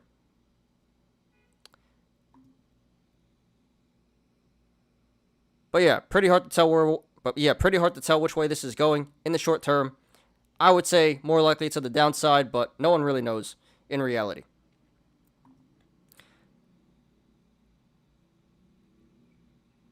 So I recommend staying away from it. Reevaluate later on. But if you really want to, then sure, take a position here. I don't recommend it though. So, sorry to everyone who lost money in this one today. If you're up, consider taking profits, not financial advice. And good luck to everyone currently in this stock and to everyone looking to take a position. This is CEI Camber Energy. All right, let's look at ANY and created.com. I did do a video on this. I think I did a few videos on this last week, so if you want, you can go check those out. But we could run through this real quickly. Kind of looks bearish to me right now, to be honest. RSI is average. Volume coming down. Maybe it's bottoming out, but this looks kind of bearish to me, to be honest. It looks like has some pretty strong negative momentum here. And it has not caught any support just yet. So I wouldn't go long right here. Wouldn't go short either, but definitely wouldn't go long. If you don't have a position, then I'd hold off right now, see if you can get this for a better price. And if you're currently in the stock, then probably the best move is to hold. But I wouldn't add any right here. Oh, you watched them already? Awesome, dude. And I appreciate you, man. Are you subscribed? If you're not, consider that. I'd appreciate that. But yeah, looks bearish to me in the short term, I would say. Might be wrong, though, but just based on the last 2 trading days, this doesn't look too great. I think it's probably going to pull back a little bit more. And once it starts bottoming out, then I would take a long position. But yeah, right now, wouldn't go long. Going short seems decent, but I probably wouldn't do that either. A little risky.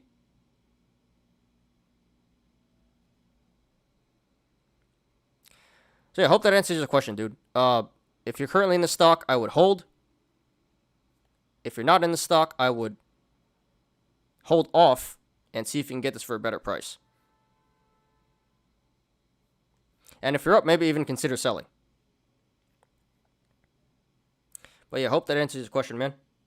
So, thanks for joining me today, and thanks for watching the videos on my channel. Happy to have you here, dude. DVAX was a very good short play. I did see that go down a lot today. Oh, man. Yeah.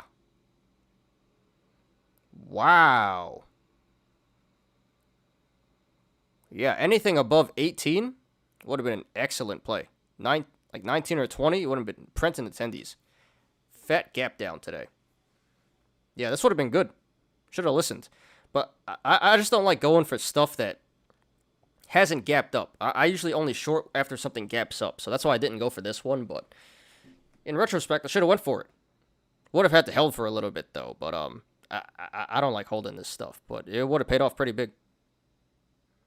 Yeah, you're right, dude. Did you go for it? I hope you did.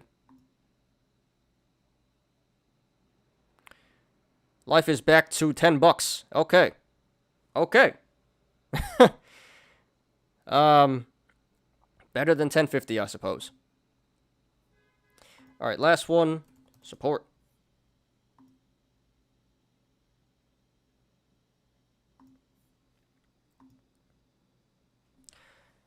Okay, here is SPRT Support.com. This finishes at $19.10 today. That is down 9.05%.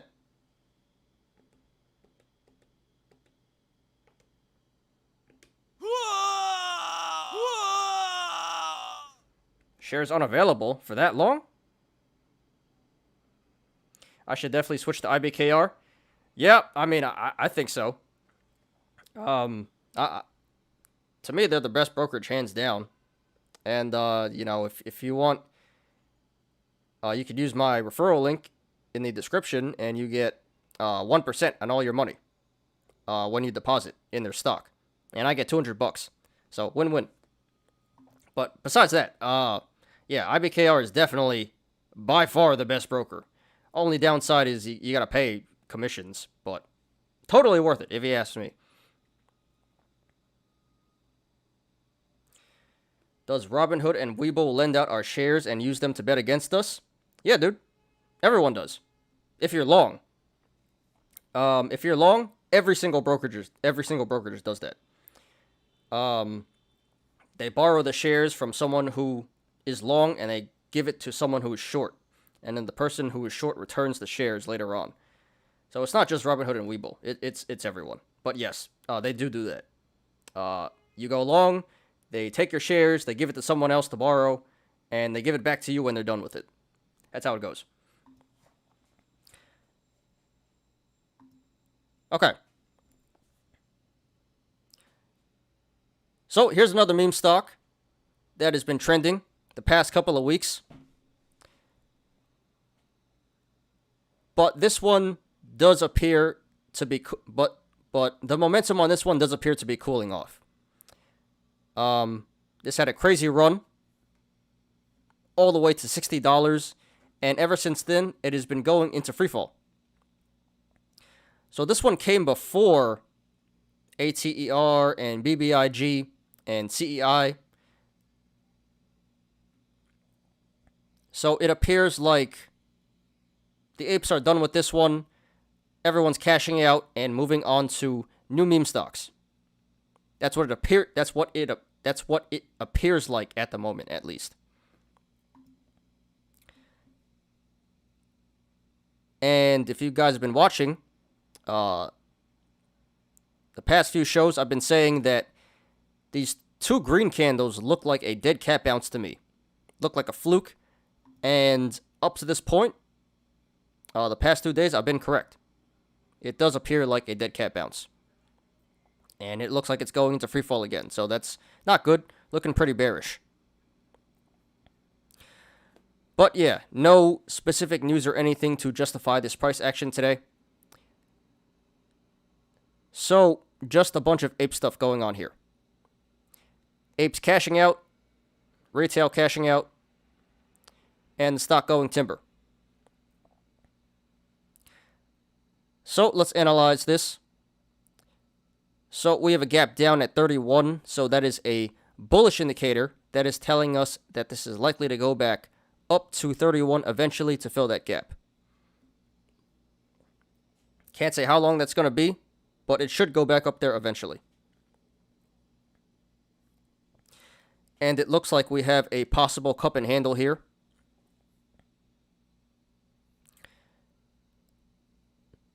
Not quite sure where the top of the cup is. It could be 60, 39,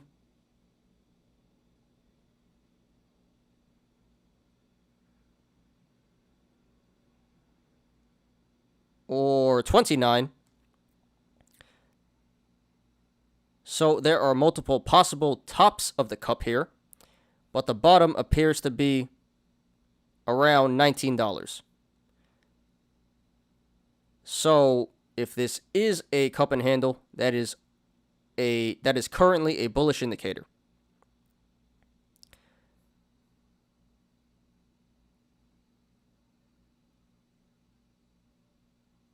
Should probably draw another one here.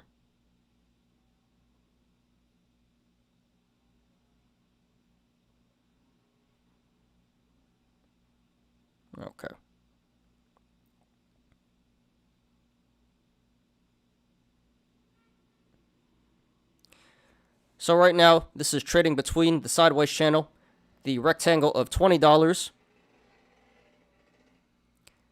and 1870. So if this goes to the upside, next levels of resistance would be $20, 21, 23, 26, 29.30,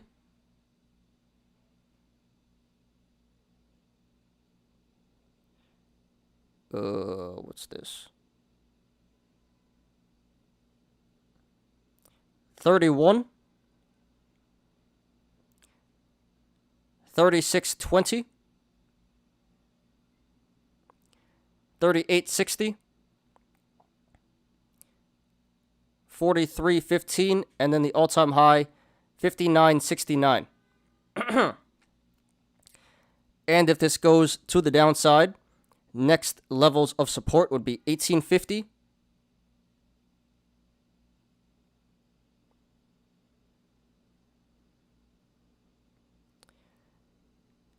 and then 15. And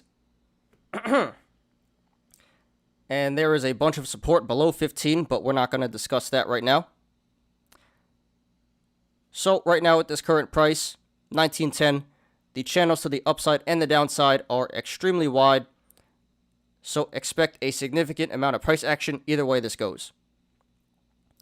However, if/when this comes back down to 15, the channels start to narrow, so expect a significant decrease in price action if/when this comes back down to 15. RSI is currently at 53, so pretty average. So according to the RSI, this current price, 1910, is around fair market value. And this did 17 million in volume today. Very significant volume. So this sell-off today was confirmed by the volume.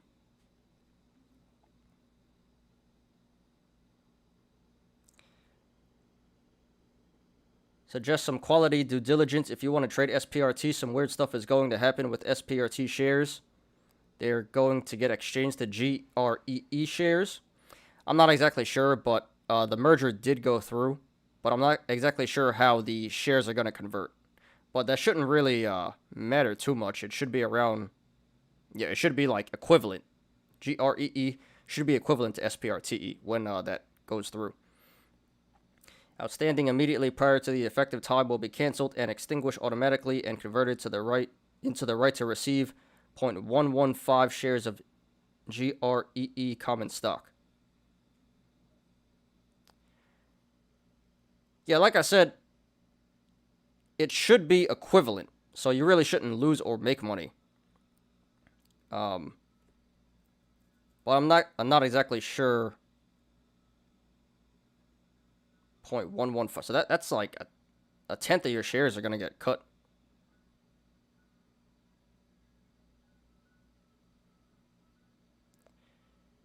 Want to come back from Tesla today? I did see it was down in the morning, couple of percent, and it finished up like 1%. So, yeah, pretty good day for Tesla. Strong finish. Mandy, thanks for being here. Don't think I've seen you before, but appreciate you for joining the show today.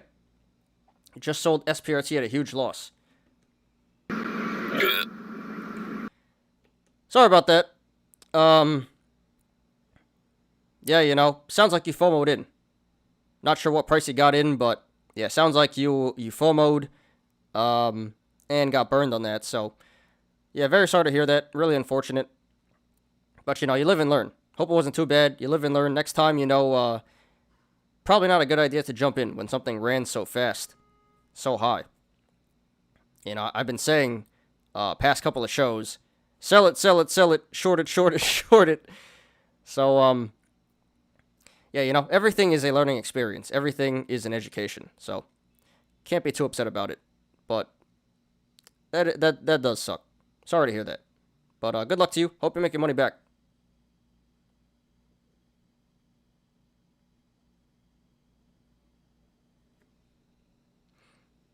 Didn't sell at 60? Yeah, that would have been the right move. That would have been crazy. Time in the top. If only we were all that good. Okay. So if you want to go long run, all right, let's rewind.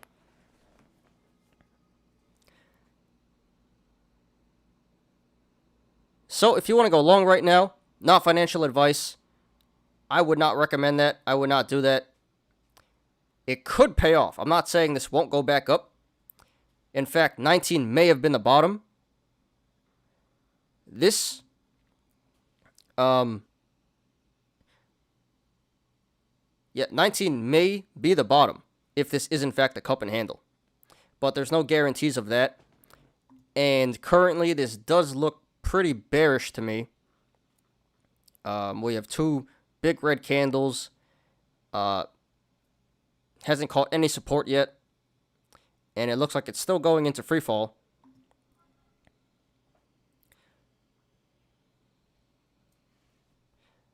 So 19 may have been the bottom, but there's a good chance this still pulls back to at least 15. So going long here would be high risk, high reward.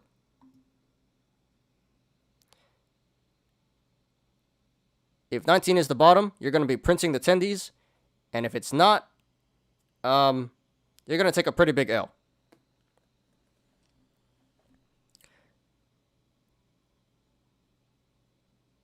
So personally, I would not go long right now on SPRT at this current price. And I really couldn't tell you what a good price is because nobody knows how far this can pull back. So if you want to go long, I would recommend holding off right now. See how far this pulls back. See when it catches some support and starts to bottom out. Then you can take a long position. But currently, I think the risk is not worth the reward right here at 19.10. So I don't recommend going long on support right now. Now, if you want to go short, not financial advice. Seems like an okay play.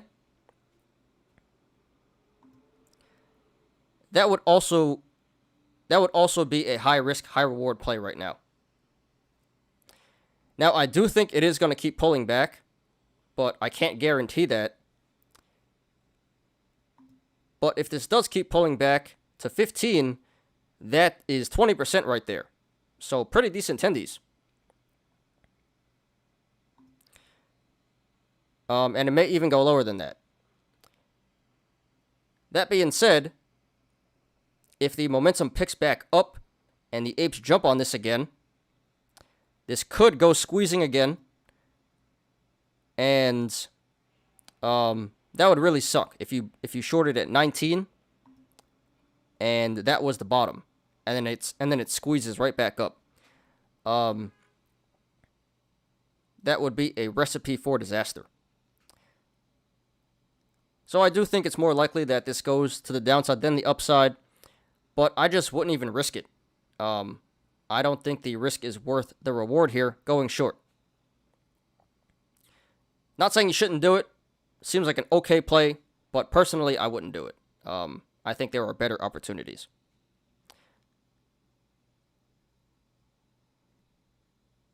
So yeah, honestly, this is similar to the other meme stocks where this is a cup and handle, but this isn't in the middle of a cup and handle. This is in the middle. This is at the bottom of the cup and handle.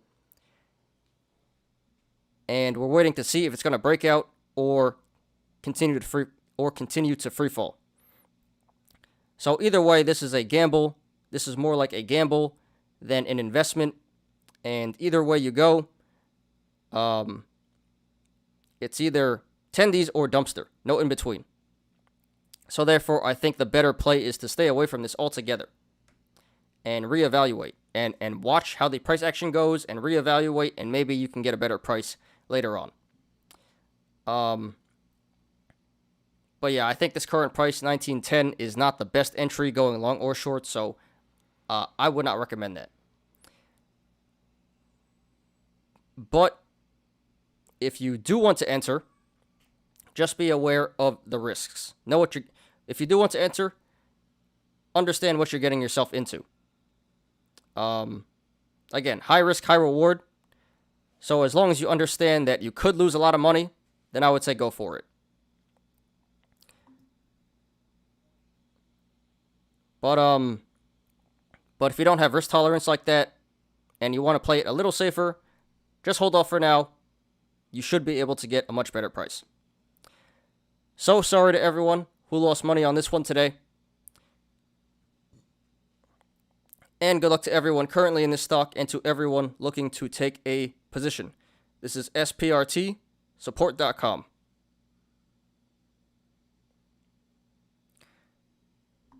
All right. Life is at 990. Let's go. Still pulling back. All right, so that is all the analysis for today. Let's get to the Yolos. I mean, we could have did... Well, let's take a look at a few more. We're not going to analyze them, but let's just take a look at some. I was going to do Cardano, but screw it. Don't want to go over to TradingView. Let's take a look at... Well, I was going to talk about Life, but we already kind of did. So yeah, there's Life. I'm getting screwed on this one right now. If this opens above 930, it's going to be a double gap up. That's going to be pretty nasty. But yeah, we talked about this one already. So let's take a look at MDXG DSS. Is that data C? 1 second, Mandy. Let's take a look at this one first, and then we can look at DSS. So here's MDXG Mimetics Group. So yeah, this one's down 60% today. Had some bad news on this one. I forget what it was. I think they didn't get approved for something. Don't really care. Not really relevant. But yeah. Down 60% today. Look at that gap. Look at that gap. From 16 to 6. Just like that. Disgusting. Mega good. Mega good. Typical biotech. Yep. It's all pumping up. All of it. All of it, literally. Except for Moderna. So yeah. Actually, the RSI was at like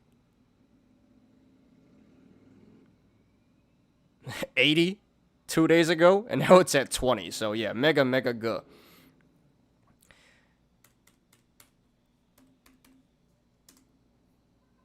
Oh, this is not data document security. I don't know what this is, but I can look at the chart. So honestly, looks pretty bullish right now. This is near a relative low. Low is 114. So 150 isn't such a bad price, considering, how high this stock was.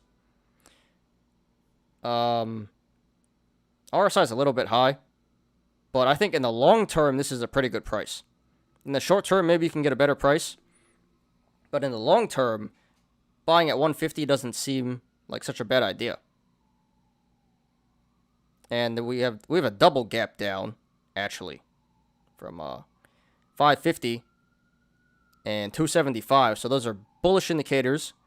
So this should eventually come back up to 275 and 550 to fill these gaps here. Can't say how long it's going to take, but those are bullish indicators. Those should come back up. So yeah, overall, looks like pretty good play to me. Again, I know nothing about the fundamentals. I'm just going off the chart here. But yeah, long term, I would say 150, pretty good price to enter. Short term, maybe you want to hold off a little bit more, and you can get a better price. But yeah, this is near the bottom, so looks pretty good to me. Hope that answers your question, Mandy. I didn't even see that dump. MDXG was so low, I was like, what gap? Where's the gap? Oh. Had to look below the computer desk. Yeah. This would have been nice to short right here. But another one that also went timber today was VALN. I was in this last week. If I held for another week, I would have been printing attendees today. Look at this, down 40%. This is a low float stock though. But yeah, I was in here last week at like 50 something. Like 55, I think I was in here. Something stupid. Damn, I should have held. But yeah, they got rejected. This is another C19 stock. Of course, all pump and dumps. And they got rejected by the UK, I believe. I'm not going to read the news, but they got rejected by someone for the C19 vaccine. So yeah, typical biotech. Pump and dump good.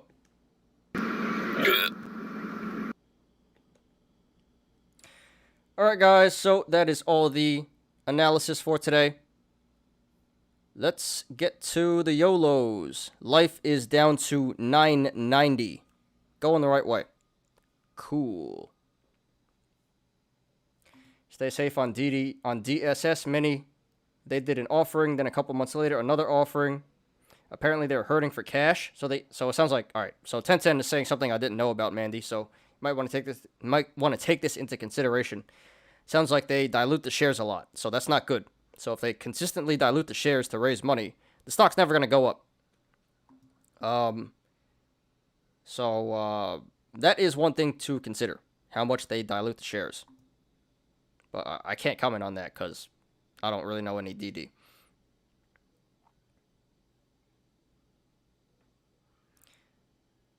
Pop from insider buying news. Director bought 15 mil worth? Damn, he must really believe in the company. If you believe in the stock that much, and you constantly dilute it, well, betting on yourself, I guess. Okay, 1 second, guys. Let me pull up the Yolos. And today it shouldn't take that long. I only got 4 Yolos today, and there aren't anything that serious, so it should be pretty fun and should be pretty quick. Oh, where's Low Roller? He wasn't here today. He's usually here. All right. I just realized. Where's Low Roller?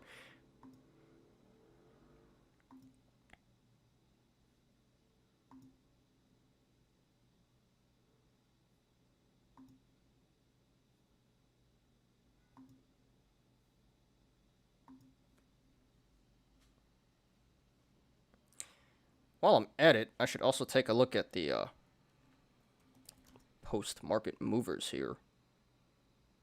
Get ready for tomorrow.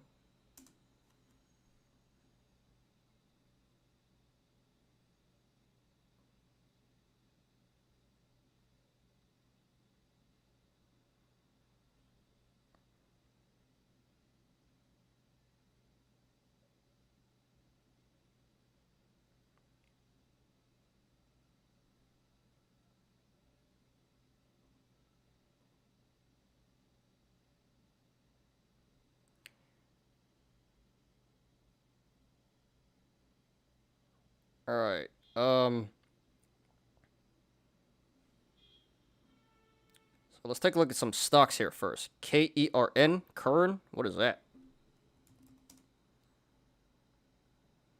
Akerna Corp? Is this biotech? I don't think so. Nope, this is cannabis. All right, never mind about that. CYRN.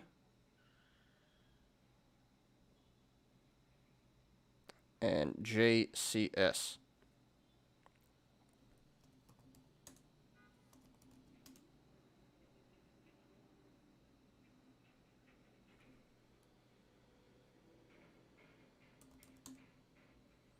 Okay, so I don't think any biotech is moving.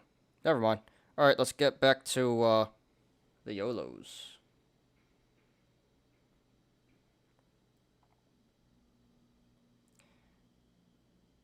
Maybe pump and dump.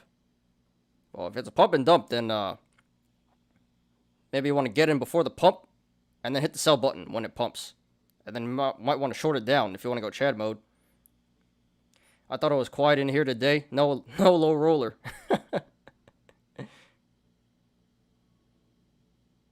100K to 1.4 million?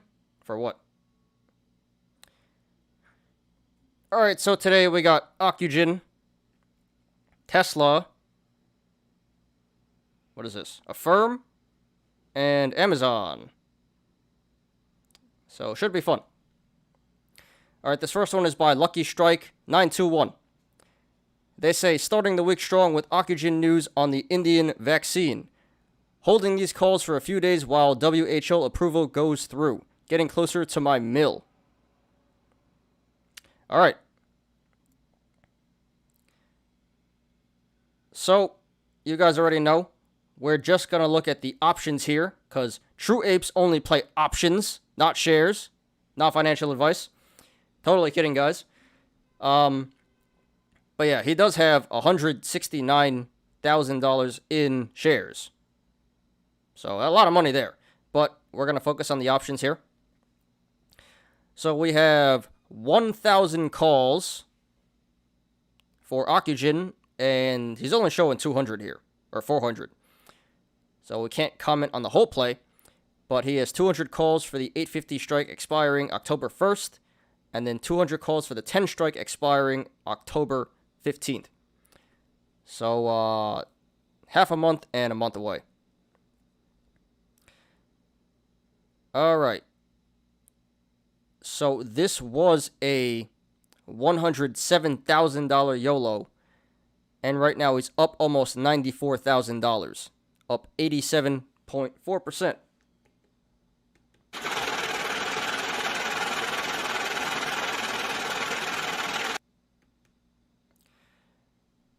All right, what's Ocugen at? 830. Okay. So both of these are still out of the money, yet he's up almost 90%. So if you ask me, that's pretty lucky. And I'm not sure what the other 600 contracts are. But, yeah, I think at this point, personally, I would cut this one. I think that's the best play. Up 90% in one day. Don't know what you want, dude. And, you know, traditionally, Ocugen is a very volatile stock, so there's no guarantees this will finish in the money. I don't think it's going to 10 in a month. But as far as 850, no guarantees that's going to finish in the money either. You know, this is a very volatile meme stock, biotech. So I think the best play is to go with the safe option here. Cash out your 90% gain in one day and be happy with that. And, you know, go YOLO something else. But I think if you hold this, that would be a mistake. I think if you hold this, it's probably going to zero. Probably. Not definitely, but probably. So I wouldn't even chance it. But yeah, today was just pretty lucky for this guy. Unless he caught the news early and bought in early. But seems like kind of luck to me. Anyway. So, Lucky Strike 921, thanks for posting. Congratulations to you so far. Consider cutting, dude. You know, that's what I would do, and I hope you do the same as well. But, you know, just consider that your options are out of the money, yet you're still somehow up 90%. And if you continue to hold, there's a good chance they're going to finish out of the money, and it's going to go to zero. So, no need to chuck your money away for that. Cash out the 200K here, man. That's what I would do. So, thanks for posting. Great content. Very entertaining. Congratulations to you so far. And good luck to you. Please post updates.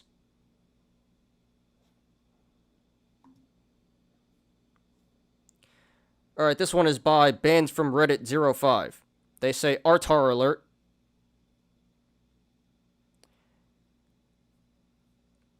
Alright, so we got puts here. Tesla puts. We have 12 puts for the 750 strike expiring November 19th. So, 2 months out. Still a good amount of time here. Tesla. Okay.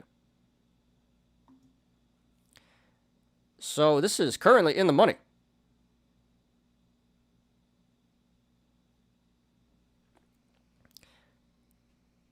Okay, so this was a...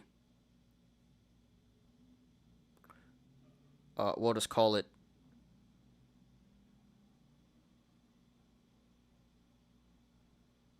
We'll just call it 88,000. So this was an $88,000 YOLO, and right now he's down 1.6K, $1,600. That's 1.8%. Not too bad.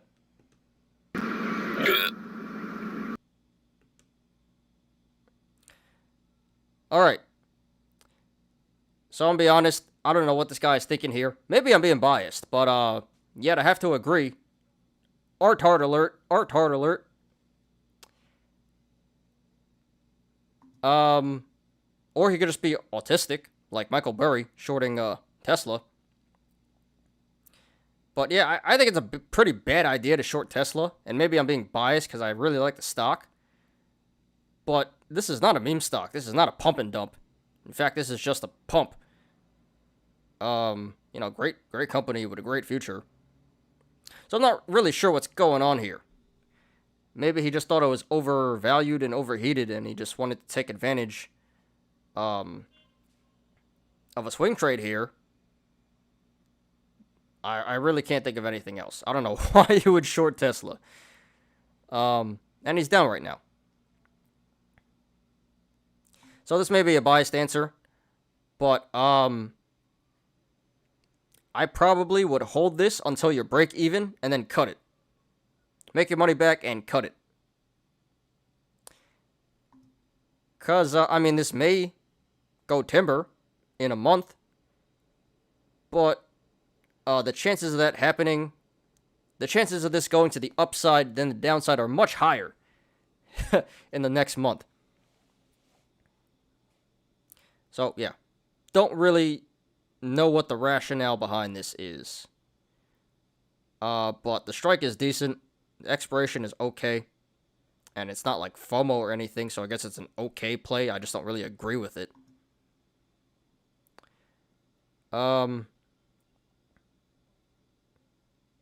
Yeah, I don't really like it. I mean, the play itself is okay, but I don't like it, personally. So, banned from Reddit, 05. Thanks for posting.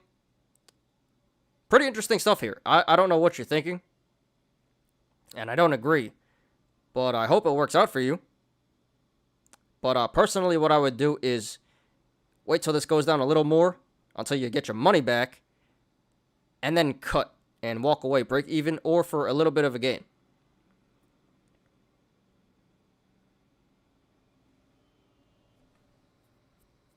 That's right, he does have a break-even price. That's true. So yeah, this may not come back down to 667. Do I think Tesla will be 676 by November? Probably not. Probably not. Good point. Well, yeah, I think at this point, this is a bag, and like you just got to dump this. And I would try to dump this for as much money as possible. But this is definitely damage control mode now. This is not printing tendies. But yeah, banned from Reddit. Thanks for posting. I think you should cut, dude. I mean, maybe not now, but if you make your money back and you even manage to make a little bit of money, I would consider that lucky, and I would cut. Because I think if you hold this till November, it's going to be zero. I think it's going to finish above 750, unfortunately. So, hope this works out for you, dude. Hope you cut and make your money back. Or who knows, maybe I'm just stupid, and maybe this will go timber, and you're going to be printing tendies. Who knows? But I would look to cut. So, thanks for posting. Good luck to you. Sorry for your loss so far. And please post updates. That was banned from Reddit 05. Alright, this one is by I'm a Cool Guy You. Each contract is $6K each. I think $500 for a contract is expensive. Yeah, look at Amazon. How much do those cost? Like $3,000 each. More than that, $30,000 each. My bad.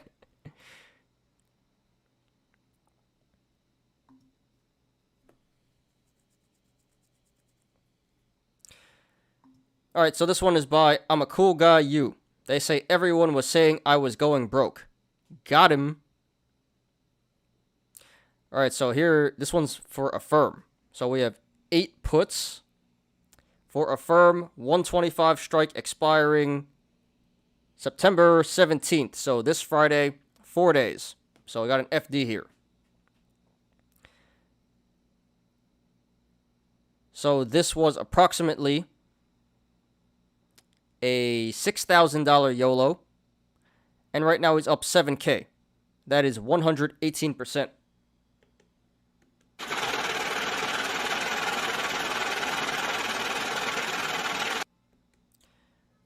All right. What's Affirm at? 109.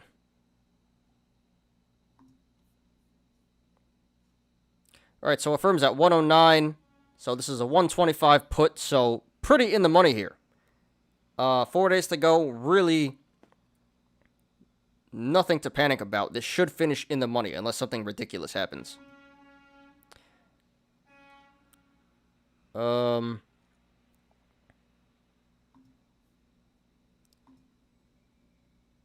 This one is debatable because this one you could argue for holding because the chart looks pretty bearish and there is no immediate danger of this going out of the money. So I think either cutting here or holding through expiration, either one works. Can't really say which one is going to be worth more. All depends on how the price action goes. But I think either one is okay, because this should not go back above 125 in 4 days. So I guess the safe option would be to cut here, secure 7K. You know, 118%, that's a lot of money. Got to be happy with that. Or you can take a little bit more risk and hold for another 4 days, and maybe you can make some more money. You can lose a little bit more money too. So personally, I probably just cut here. But yeah, holding is not a bad play at all. Anything you do here, it's going to work out pretty decently. He's in a good position right now. Wait in the money with 4 days till expiration.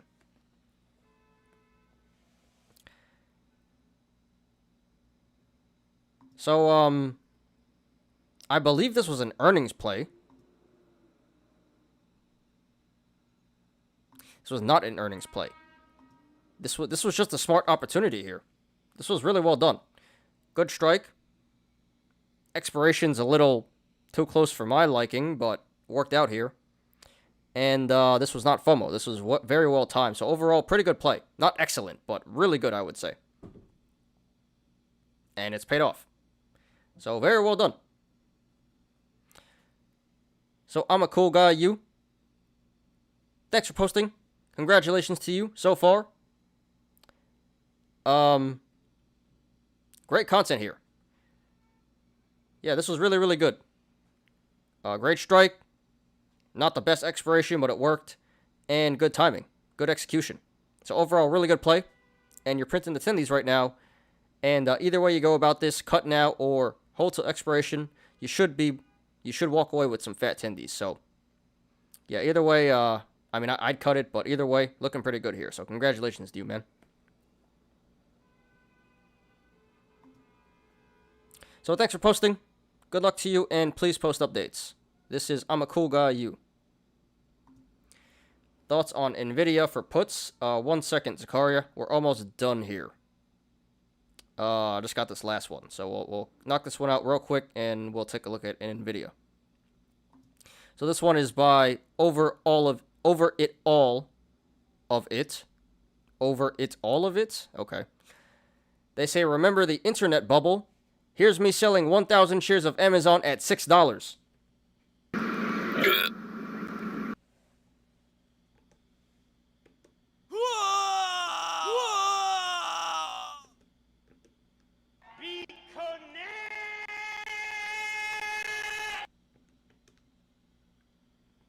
And it's gone.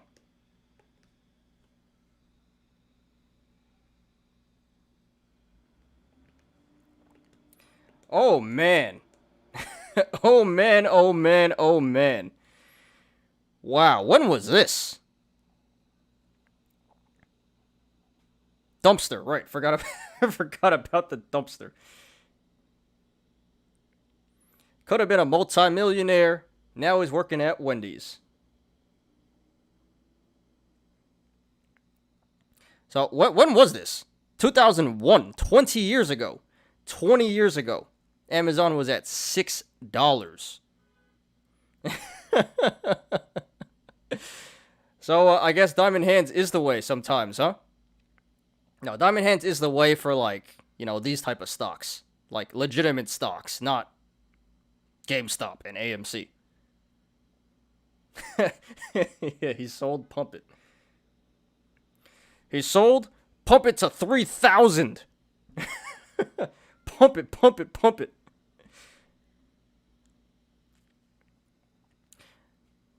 Yeah.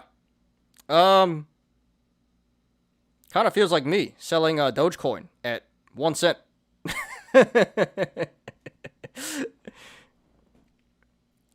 I don't know. At the time, it might have been a good idea. I really don't know. He was selling calls. Look at this. $29 calls. Look, it is full $29 calls here. 29 strike calls. And his account was on margin too. So he was an ape before apes even was a thing. Imagine shorting Amazon at 6 and holding. I think that would take the cake as biggest art hard ever. In 2001, Amazon stock fell 30%. Well, as a wise man once said, buy the effing dip.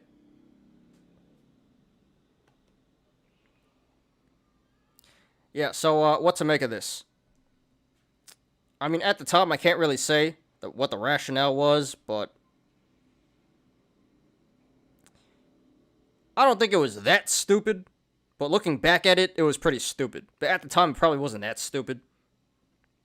This was like for everyone who sold their Bitcoin and their Dogecoin and whatever.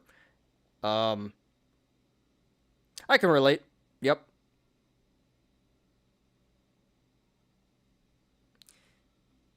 So, I don't think this is the worst thing in the world, but 20 years later, definitely regret it.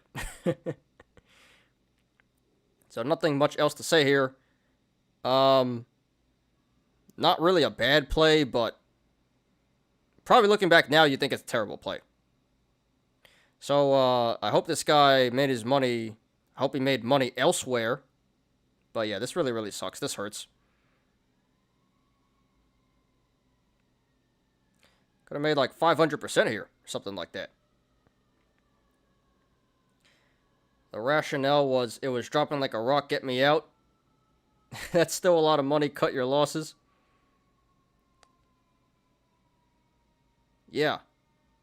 And it looks like this was, were these options? I don't know. He may have had to cut it anyway. That's me selling 450 shares of GME at 42 literally 2 days before. The $484 rally back in January. Oh my god.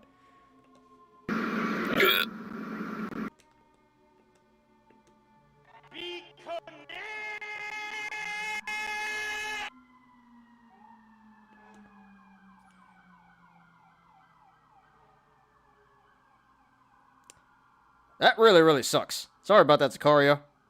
But yeah, we've all been there. We've all made ridiculous plays like that. Yeah, that would be pretty equivalent, I would say. Almost the same. But yeah, nothing much else to say about this. Yeah, looking back 20 years later, this was pretty dumb. So this sucks. But I'm sure everyone has something they can relate to this. You know, everyone has their own story. Like, if I just held... Yep, that's me with Bitcoin and Dogecoin. And not as bad, but like Square and Snapchat, yeah. Held a lot of stuff that I sold that I should have held. Anyway, over it, all of it. Thanks for posting. Sorry for your loss. Yeah, dude. But thanks for sharing. This is great content right here. I don't know how you still have this. But what could have been, right? What could have been. But hope you haven't been doing that bad, you know. In 20 years, you probably still made some money elsewhere, so hope this wasn't too bad for you. Anyway, thanks for posting. Great content, man. And good luck to you.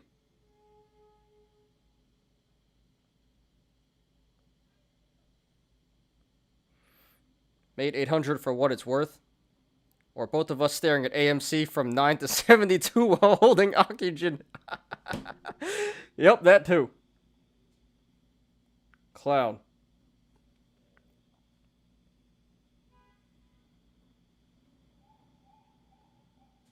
Getting PTSD from all the misplays.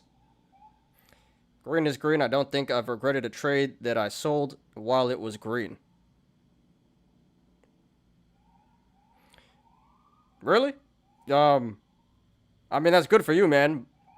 And yeah, you're right, of course. But, you know, I bought Dogecoin at half a cent. Not half a cent. Was it half a cent? I think it was half a cent. And I sold at 1 cent. So, yeah, I made 100% there, but I'm thinking about it now like, wow, I effed up. So I don't necessarily regret it, but, yeah, thinking about it gets me pretty upset nowadays. Anyway, so that's the Yolos. So we'll look at, NVIDIA, and let's get the hell out of here.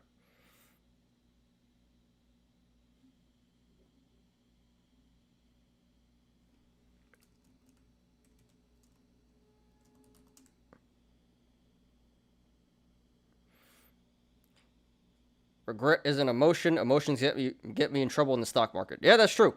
That is true. Gets everyone in trouble. My goal is to trade like a robot. Well, you could actually program a robot, or you can just be so much of a degenerate that nothing matters to you anymore. Any amount of money, any amount lost doesn't matter, and any amount gained doesn't matter. That's like to where I'm at right now. I'm so much of a degenerate that nothing matters anymore, as long as I don't go broke. And I've always had pretty good bankroll management. I've never gone broke. But yeah, to get rid of the emotion, you just got to be a super degenerate / ape. All right, NVIDIA for puts. Well, I mean, personally, I probably wouldn't go for it just because it's NVIDIA. You know, this is a really good stock, legit stock here. But this is at an all-time high. And starting to look pretty weak.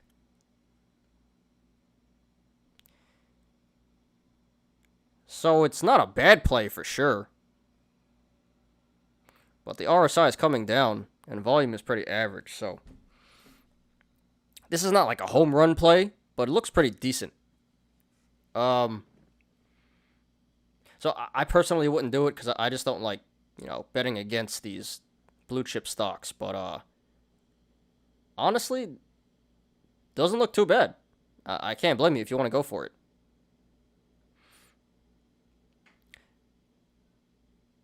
So I guess I would support it. Not financial advice, but there are probably better opportunities, but this is not that bad. Pretty decent play here, I would say. 160 for late October. 160. That's quite a ways down, man. You think it's going down that low? I don't know.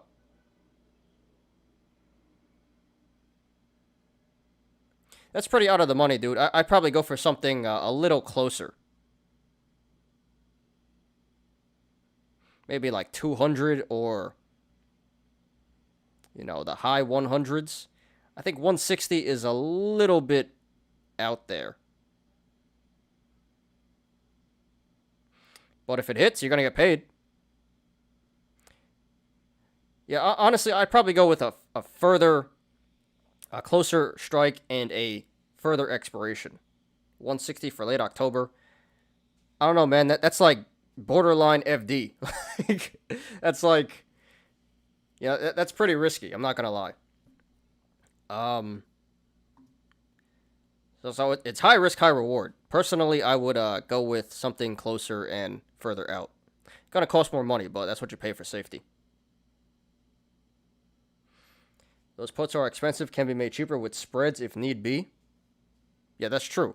This is a pretty expensive stock here. But the IV is kind of low.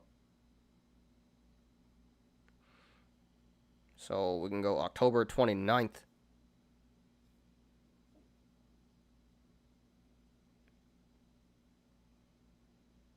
Yeah, it's not too bad. Probably a couple $100 for one. Yeah, kind of on the expensive side, but IV is low. Yeah, man, Zakaria. The chart does look bearish right now, but I would, yeah, personally, I'd probably go with a closer strike and further expiration. I think 60 for late October is a bit risky. But hey, man, hope this works out for you. You could just short it straight up. That's not a bad play either. Just shorting it, then you don't have to worry about all these strikes and expirations and stuff. But yeah, man, I wouldn't do it. But the chart does look bearish, so rooting for you, man. Good luck to you.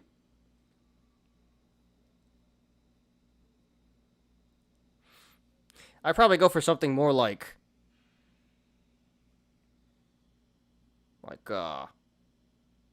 200, maybe 180 by like December, personally. But whenever I buy options, it never goes good, so maybe you shouldn't even listen to me. I make money selling options, not buying options. Every time I've bought options, it hasn't worked out very well. Only a few times.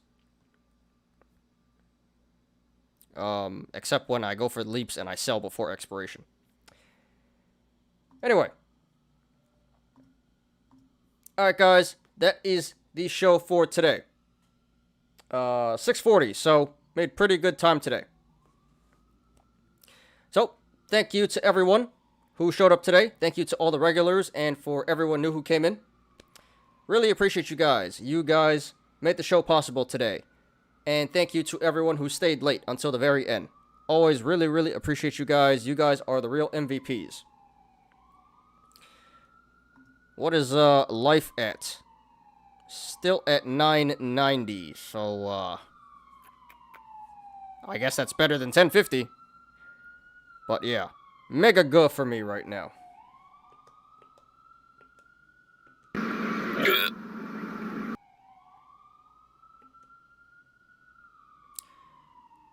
Alright, anything else, guys? Questions, comments, concerns? If not, we're going to get out of here after this siren passes.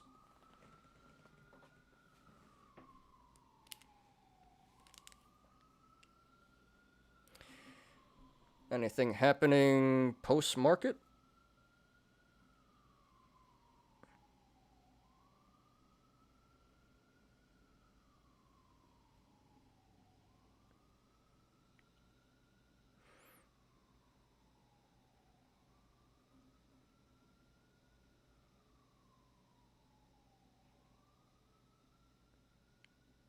Alright, anyway, let's get out of here. Nothing happening post-market. Not too much. NRXP is actually going up. Huh. Gotta take a look at that. Anyway, let's get out of here. Thanks everyone for watching today. I appreciate you guys. Please, like the video.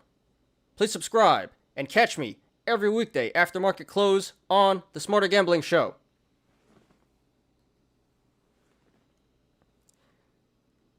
You apes already know. Diamond hands to the moon.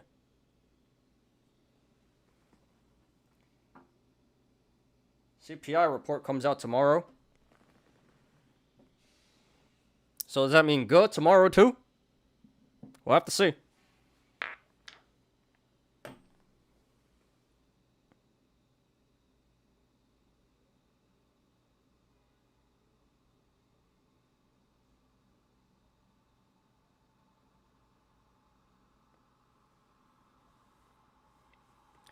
Of course. Right when I'm about to end. Here comes the ambulance.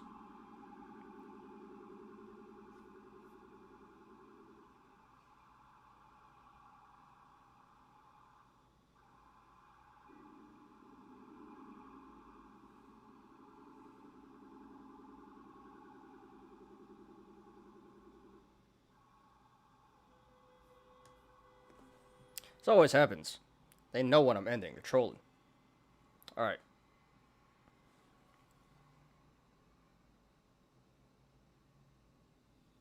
Oh, shit. One more time.